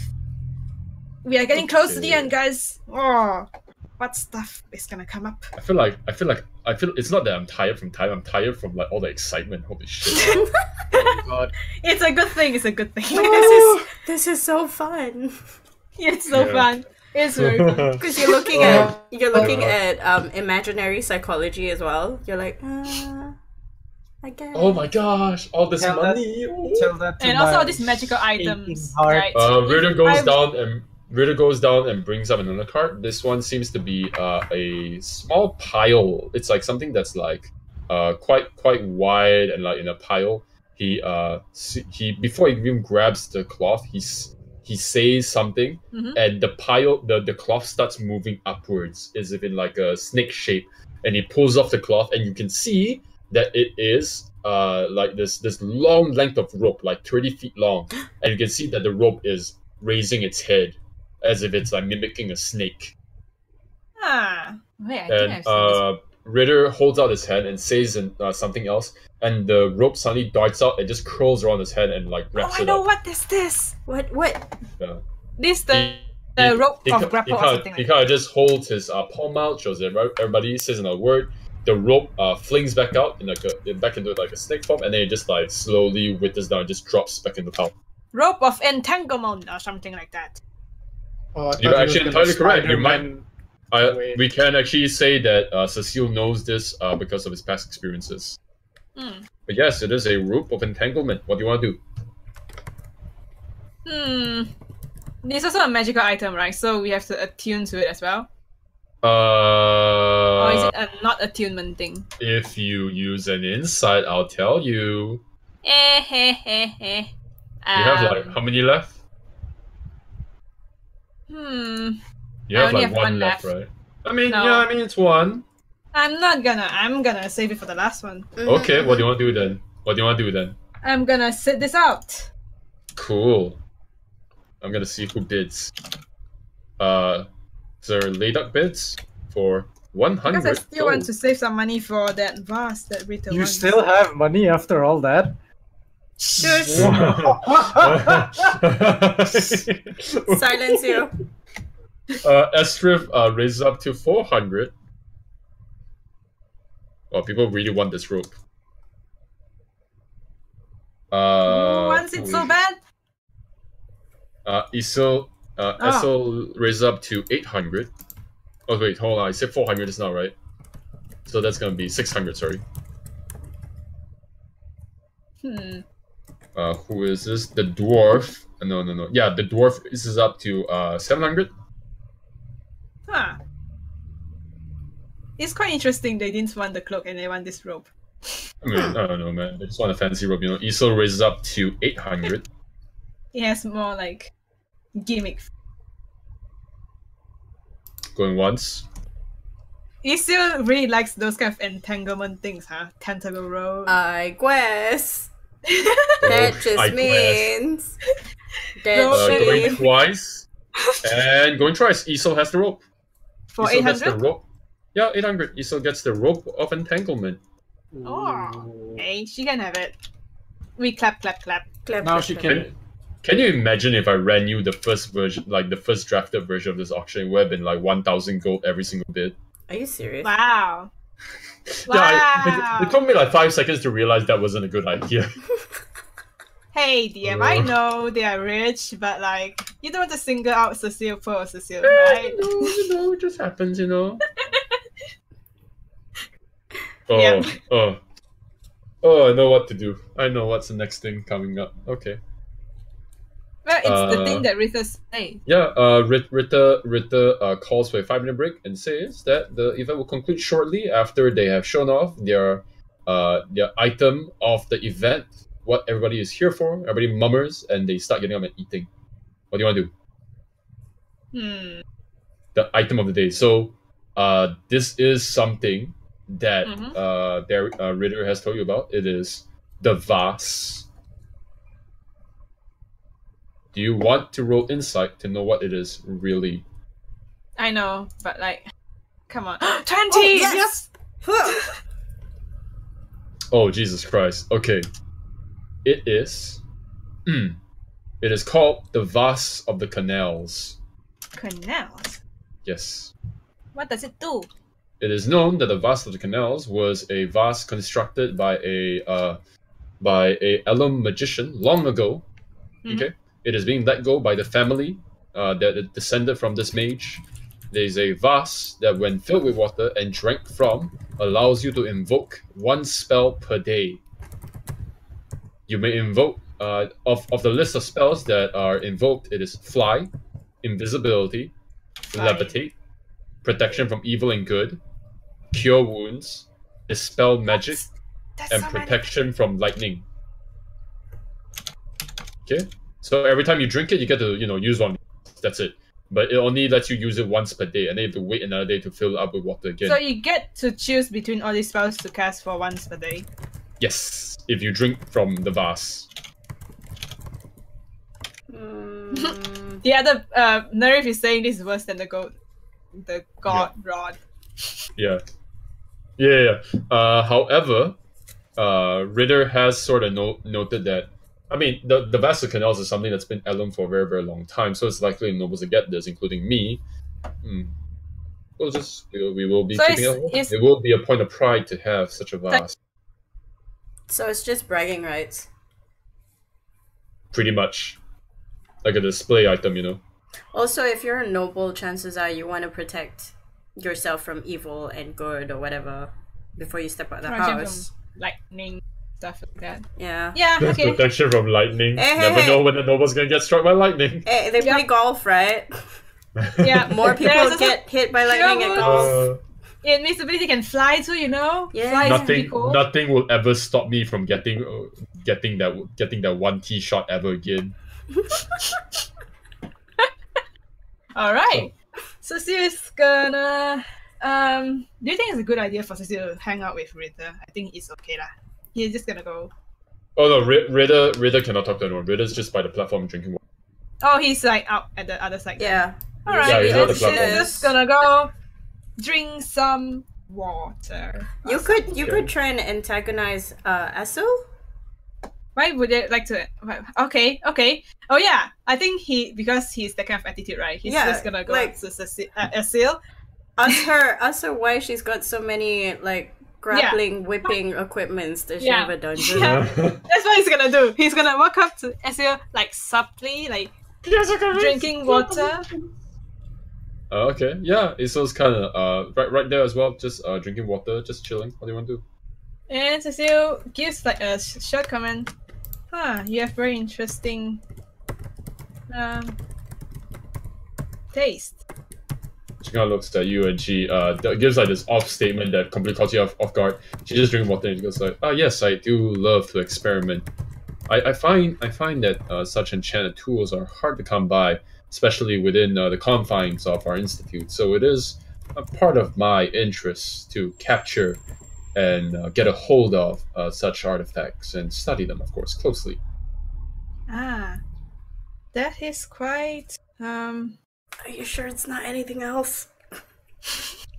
It is a shame that you received the Cloak of Displacement. I had interest in it. Perhaps one day you could stop by the Torn Wheel. We could discuss. We could study the cloak together. Well, I am quite interested in your tentacle rod as well, the sentient one. I can't. We could exchange. He's not I'm laughing stepping. like that. Nope. I'm stepping away. Bye. I'm dead. Can you roll for me a persuasion, please? Sure. 10. Let me just check. Okay, let me just check. Let me just check something, you know. Let me just check something. Oh wow, okay. She kind of rebuffs you, and she doesn't really. It's as if she doesn't really understand what you're saying. She just thinks you're making a joke, and she says like. She doesn't what? Sorry, she just thinks that you're joking for a moment, as if she doesn't really understand what you're saying, but she thinks that you're trying to make a quip at her, and she kind of just goes. You say what you will, but my offer does stand. The Torn Wheel is very welcome to all. Yes, good to know that it's welcoming, because the Thorn Wheel has always been a prestigious place. Yeah, the moment when you say that, you can hear the little bell, ring, ring, ring, back to the seats. Yay! Okay, final day. Let's get ready to cry for this vase, shall we? Let's do It this. is wheeled up. It is shown. It is smaller than you thought it would be. It is like the size of maybe a very tall container. I would say maybe about like.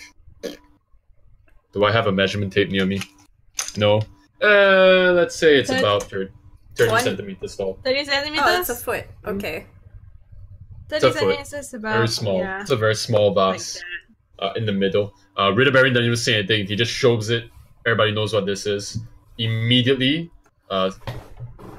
you can catch from the corner of your eye. Immediately, Rita is going to.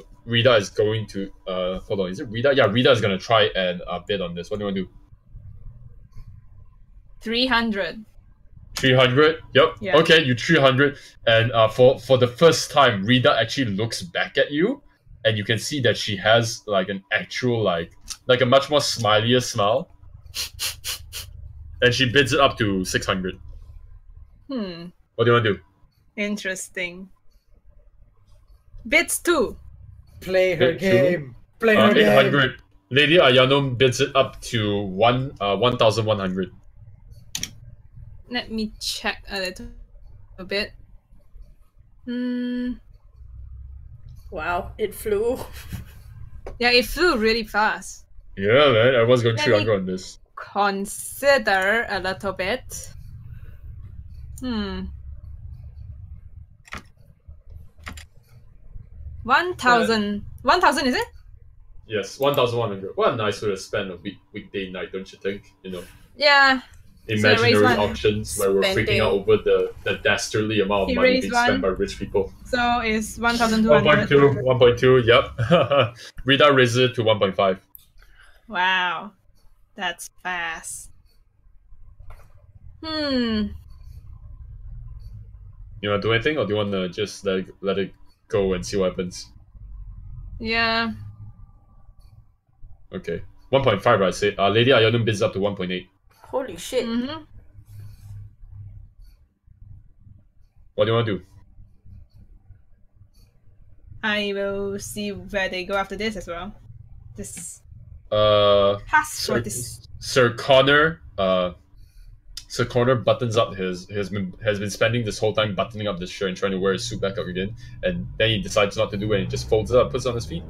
He raises up to what did I say was just now the price? 1.8, right? Yeah, So- I think. Yeah, it is now 1.9. Yeah, What do you keep wanna do? going. Keep going. Yep. It is going to be Lady Mila who raises up to 2K.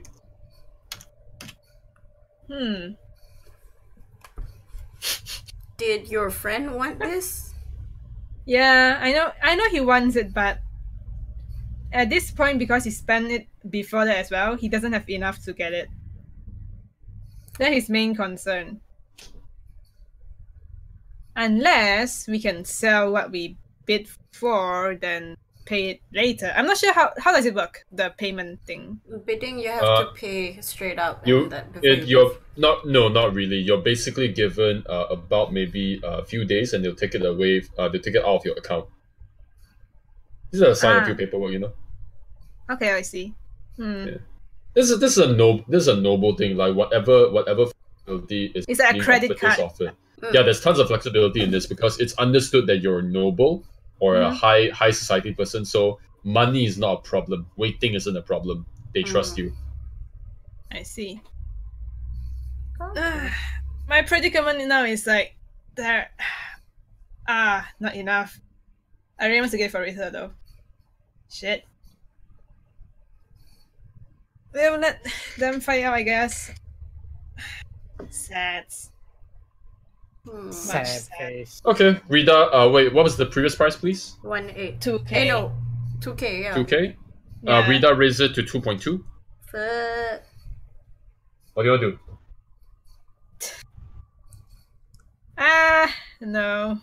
No. I Okay. really wanted to, but I don't have. Iso raises up to 2.3. Okay, this is getting close to the maze, the rod of alertness. This might actually go over for all we know. Yeah. The dwarf raises it up to 2.6. The dwarf. What? Yeah. He keeps all and his it's- money in his stumpy legs. Lady Ayanom raised it to how much was it just now? 2.6. 2.6. Now it's 2.9. Fuck. Oh, it's tied to the rod of alertness. Oh. What do you want to do? Well, he's gonna see where this thing goes. He's Lady interested. Mila brings out a plaque. It is now how much was it just now? 2.9. It is now 3.2. Fuck. There is a tension in the air when Barian calls out the price and puts his hand out. There's like this tension, this slow-mo movement. Everyone's like heartbeats can be heard. Do you want to do anything? Is There's Lady this moment when Mila? he raises it out. Yeah, Lady Mila raised up to 3.2, I think. there's just this moment of like quiet for like maybe a second where everything kind of just like slows down, and you feel like you're doing the thing where you're not breathing properly. You're like holding your breath. And you can see that Barian is just up there, just like calling out the price. And you see with your eyes just like one bead, like one tiny bead of sweat on his forehead, just one tiny bead. Man, this is crazy. Well, he's Okay, gonna continue watching and Oh like, god. yeah, this is going interestingly. Let's watch where this goes. 3.2k. Going once, going twice, and it's sold. 3.2. The Miller has it. Yeah, Miller actually has it. That's actually the only thing that she's gotten, actually. Yeah, I think maybe he might be aiming for it. Yeah, Miller got it. Okay, so Mila Estrith. I feel like we've just been through a war. Like, with silent no, and Mila red- Estrith got the scroll. Oh, yeah. No, I feel oh so yeah, bad. Esther did get the scroll. She got the scroll. Sir She got Cobb and Sir Reda got nothing. Not even to return. Look, okay. It's- This like this auction. You get a flashback to Barian in the cart wagon where you were speaking, and you remember asking the exact same question, like how much money do these people have? Is this about competition? Like what is this about? And Ritter kind of looks at you and looks out the window and looks back at you, and he has this moment of like sullenness and like kind of like clear-headedness where he's just like looking at you to like give you some lessons, and he just says to you, "It's not competition. We're nobles. It's a holiday. It's fun. Win, lose. We're all equal in the grave." And then he kind of gives you like, he kind of opens his palms and he just like faces it to the air and he gives this face of like, it's like that. It's like that. That's how it all works. Yeah. And you're kind of brought back to reality as you hear like these golf claps as everybody stands up, and everybody like acts out a little bit more at this moment. You can see that Sir Leda just like just like cheers like Nice. He's just going like, oh man, it's finally over. You can see he's like super tired. He like stretches his spine. Connor just like immediately untucks 2 buttons on the top and just like holds his jacket by his arms. Ayanum and Rita are just like on the side eating and they're laughing a little bit. The way that Ayanum laughs is like this like breathy like laugh, like it's echoing out a little bit, but it's like soft and subtle. Cecil kind of just like walks out of the place and just immediately leaves. The dwarf is kind of just sitting there, going through a notebook and writing things down. People are just like, they're much more human at this point after the auction, you notice. Yeah, and Barian kind of walks down to you and looks at you for a moment, and he just says like, "Well, how was everything?" It was fun, but I'm really sorry I couldn't get you the vase. On the contrary, Lady Estrith got the vase. Yes. And though it might not be in our possession, I'm more satisfied with the event than anything. Did you have a good time as well?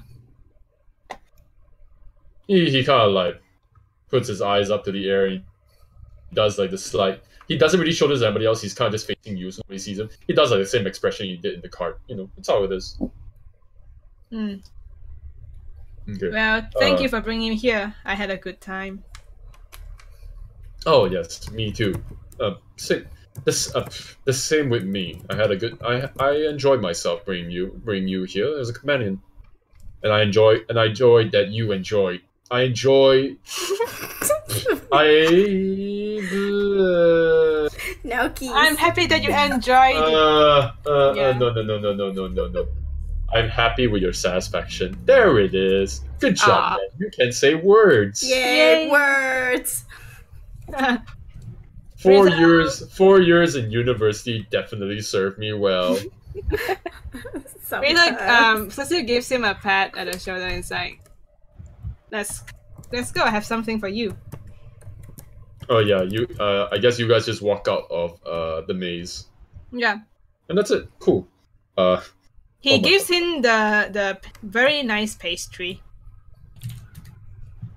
I think you guys might actually have it back at the house then later on. Wait, because like before we go out.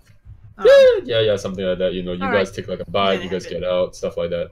Good. Yeah, that's it. For this auction section. Oh, I feel. Oh man, why do I feel like I live 1,000? Oh my god. That was really good. I Props think to that was DM. probably like the highest amount of gold I've ever seen been exchanged in the game. Yes, In this there's game. a lot. Because Yeah, usually in it's like D&D, copper, I've never- silver. Yeah, I've never seen that high an amount being exchanged. Even though it was like completely simulated, for some reason it felt like we were having heart attacks. Yeah. Because Oh, it's like we in weren't. usual I guess games. I was Oh, we the weren't having heart attacks? I didn't know. I'm sorry. Then let me just scoop up all this blood I vomited out back in. Sorry. Jim didn't get the memo. So for you, Cecile, Mhm. I will count this, I think, as studying. Okay. Yeah. So you can either get one free you can either get 2 study dice, or you Uh-huh. can get a one-time advantage on any intelligence, wisdom, or charisma check, saving throw, or skill. I would like the advantage. Cool. One time advantage for Yeah, so this is basically essentially just an inspiration dice for any intelligence, wisdom, or charisma check, saving throw, or skill use. int, charisma, and wisdom. Skill or save. Alright. Okay, got it. Thanks! I had a good time. Yeah. Personally. That was I- fun. I hope you enjoyed those hors d'oeuvres. Yeah. Hors d'oeuvres. It was great. Hors Hors d'oeuvres. d'oeuvres. Okay. Actually, I think Sha, do you want to do your thing, or I think we can put it next week. yeah? Because I might actually have something for Ben to do before we end this. Let's Yeah, we do could. Ben. Yeah, let's do that. Oh. So Nerif, I actually have something very special to offer you. I've actually figured this out just for you. You're top on the list actually. There are 2 things you heard when you were in Uncle Chet's bakery, other than the stuff you heard from the others.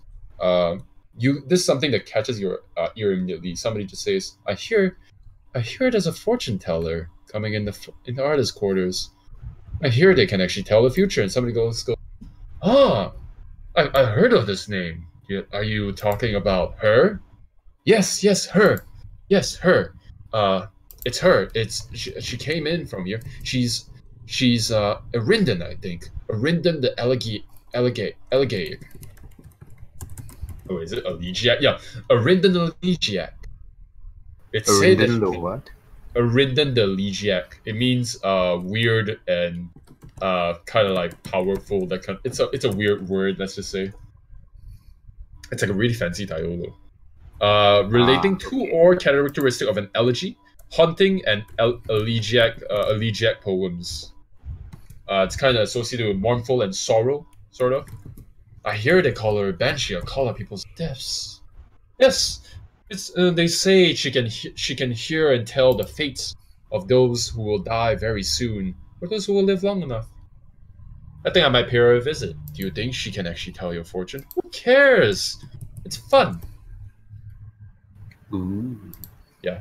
The other thing you heard, when you maybe like you're walking outside for a while and stuff, that one of the magical guilds within Ellom is holding a challenge for this season. Every single season in Ellom, only one guild is allowed to hold a challenge. This time it is the Torn Wheel's turn. They have a challenge known as Riddles of the Demon Bride. I see. It is a challenge where you apparently have to solve 5 different riddles that might or might not be magically inclined and related, but it is definitely 4 mages and only 4 mages. It is based on a myth, a very old-timey myth from Ellom's culture, and up for grabs as the grand prize. Drum roll, please. Drum roll, please. Thank you. Okay, that's enough. Up for grabs as a prize is two spell scrolls. Two spell scrolls. You don't really know what they are. The names are kind of blurred out. Two very uncommon spell scrolls is what you heard, and you hear in your from like a very distance, a new top of the line staff that the Torn Wheel will specially make for you. Interesting. Yes. There's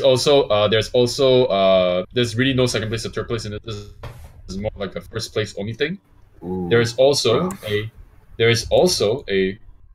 20 gold, just like a small payment prize. That's it. 20 gold, custom staff, and 2 spell scrolls of something or some kind. Very tempting. I will first check out the fortune teller, of course. Yes. That is this is actually cool. Very cool, very cool, very cool. So she is hanging out in the artist quarters. When you kind of move through everything, through the crowds, through like the hot sun and baking you under your cloak, you eventually pass by the walls. Of the Lilac District, and you move through the Wheel of Gold. And you eventually move through the gates that lead you to the artist quarters. Immediately, everything goes from uniform and constructed to the terrain to jagged lines and mismatched colors, roofs peeking out on top of another roof, walls that are slanted. The brick streets are filled with splash paints. You can smell sickening honey in the air, and people screaming and shouting and having a party. Artist quarters, you can see that in this area, it's just filled with people moving along forward and backwards. They're all perusing stalls. You can see large stages with people doing burlesque-like dances, trying to tempt people in to pay and tip them for their art. You can see as well as you're walking by that there's a person in the square like a busker, clad nude, clad in nothing but white paint on their bodies, dancing on what looks like a unicycle while attempting to swallow what seems to be a spear. And as you're walking along the streets, you kind of come to an area that's a little bit more calm. There's stalls all around. There's food being sold. But this is the artist quarter, so this is like artistic food. There's like clams made of different things. There's like skewered rats that were collected from a very specific kind of area and given a very specific kind of... You see the small stall. There's really no line near it. Maybe one person just comes as you go by. They come out with like their eyes red as if they're crying. It's this small stall with black curtains all over it, and on the very top there is a shining plaque that just says Arindon the Legiac. I think Arindon the Legiac. In the discussion earlier, did I overhear where she was from?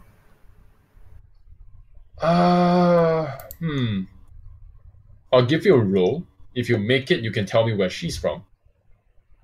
Okay, what role was that? What do you want to roll for? Jury is quite good if you want.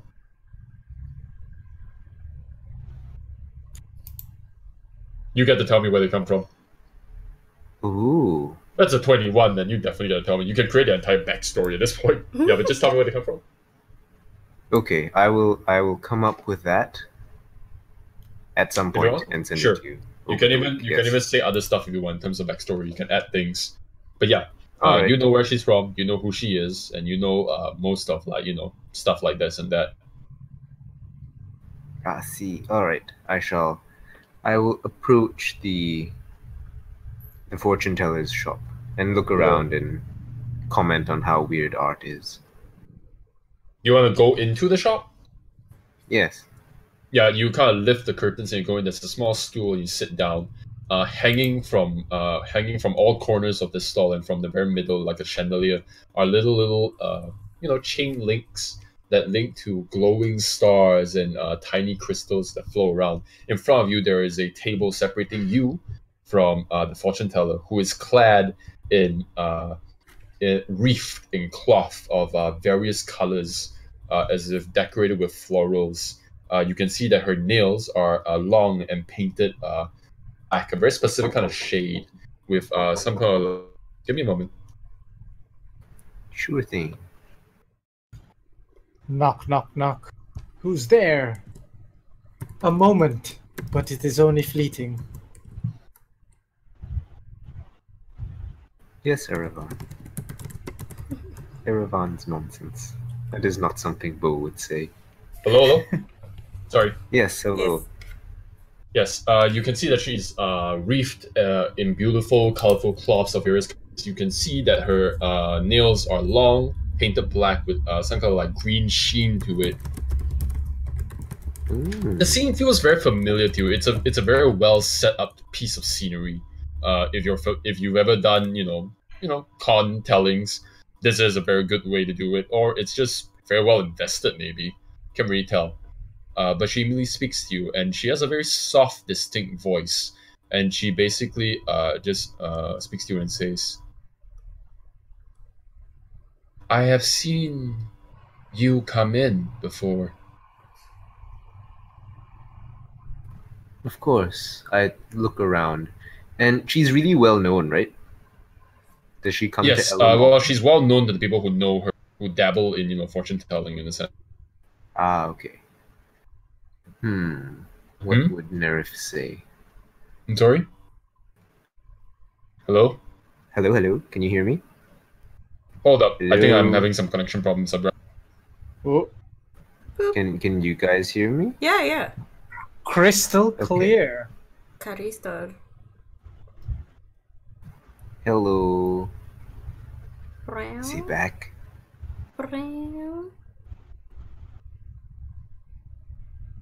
I think not. Oh no. What? How do we? Oh, okay. I was like, we can do that. Oh my god, I'm back. Hello. Okay, hello. Hello. Alright. I was sent There you sent are. to the void for a very short moment. Hello. But yes, It happens. It happens.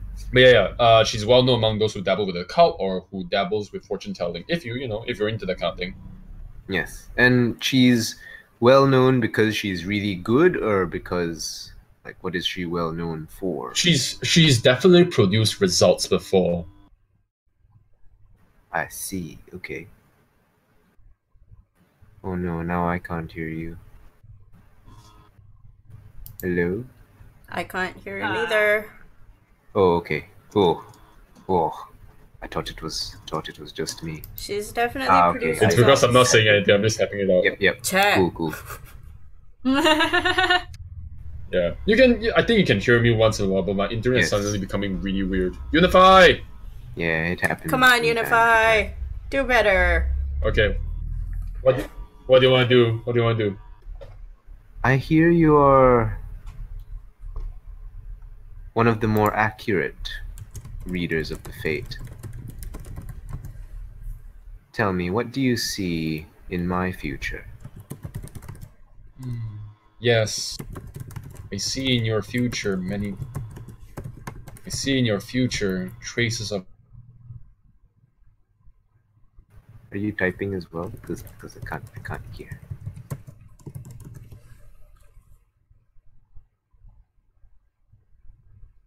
Stop moving. Damn it! Traces of ... Come on, Unify. You can do better than this. Alright, I shall turn off my push to talk.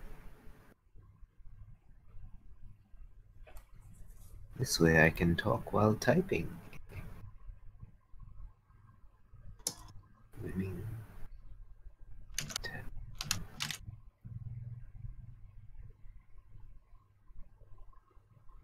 A pendulum that does not move. Man, this is what I get for trying to push the time. Okay, how about this? How about this? Okay, can you guys hear me? Yes. Could Yes. continue Okay. with next session. Crystal Yes. So clear. what she does is that she touches the tarot cards and goes to draw the cards and try to spread them out. We kind of zoom out from as if from like a bird's eye view on YouTube, and we zoom out the stall, and it just goes to credits. We'll end this right here. I don't know how long. Thank you for coming and playing this downtime Thank you for session. sitting It's in been pretty the fun so far. Alright. Dog show was amazing. It's been pretty amazing seeing people spend thousands of gold for no reason. Amazing, great. Welcome to Just- the just life so of the rich exciting. and famous. It was I feel like I've had a lifetime of like panic attacks from that and just like trouble breathing for a good moment. It's like Yeah. once they get past the 2K, it's like, oh my gosh. Oh my gosh, just so much money. Why do they Uh, even have so much money? Because they're rich. Anyways, because of our schedule changes, we'll be back next week immediately, and then we'll play this Cool. once again. We'll continue with downtime. I think next session will be ending, Wednesday? and we'll move on to the next arc. Wednesday. Yes, next Wednesday. Alright. Yes. We'll start at 7 again. I think the score. Eight. Time. Thank you very much for those who are watching. I've been your DMGM. Find me on Twitter, Instagram, and Facebook if you want, as well as YouTube. Yeah, thank you very much for watching, and Yay. whoever wants to say goodbye and thank you. See ya. Alright. Thanks for watching. Bye, guys. Ditto what Bye. JDM said. We will see you next time. Bye. Bye. Bye.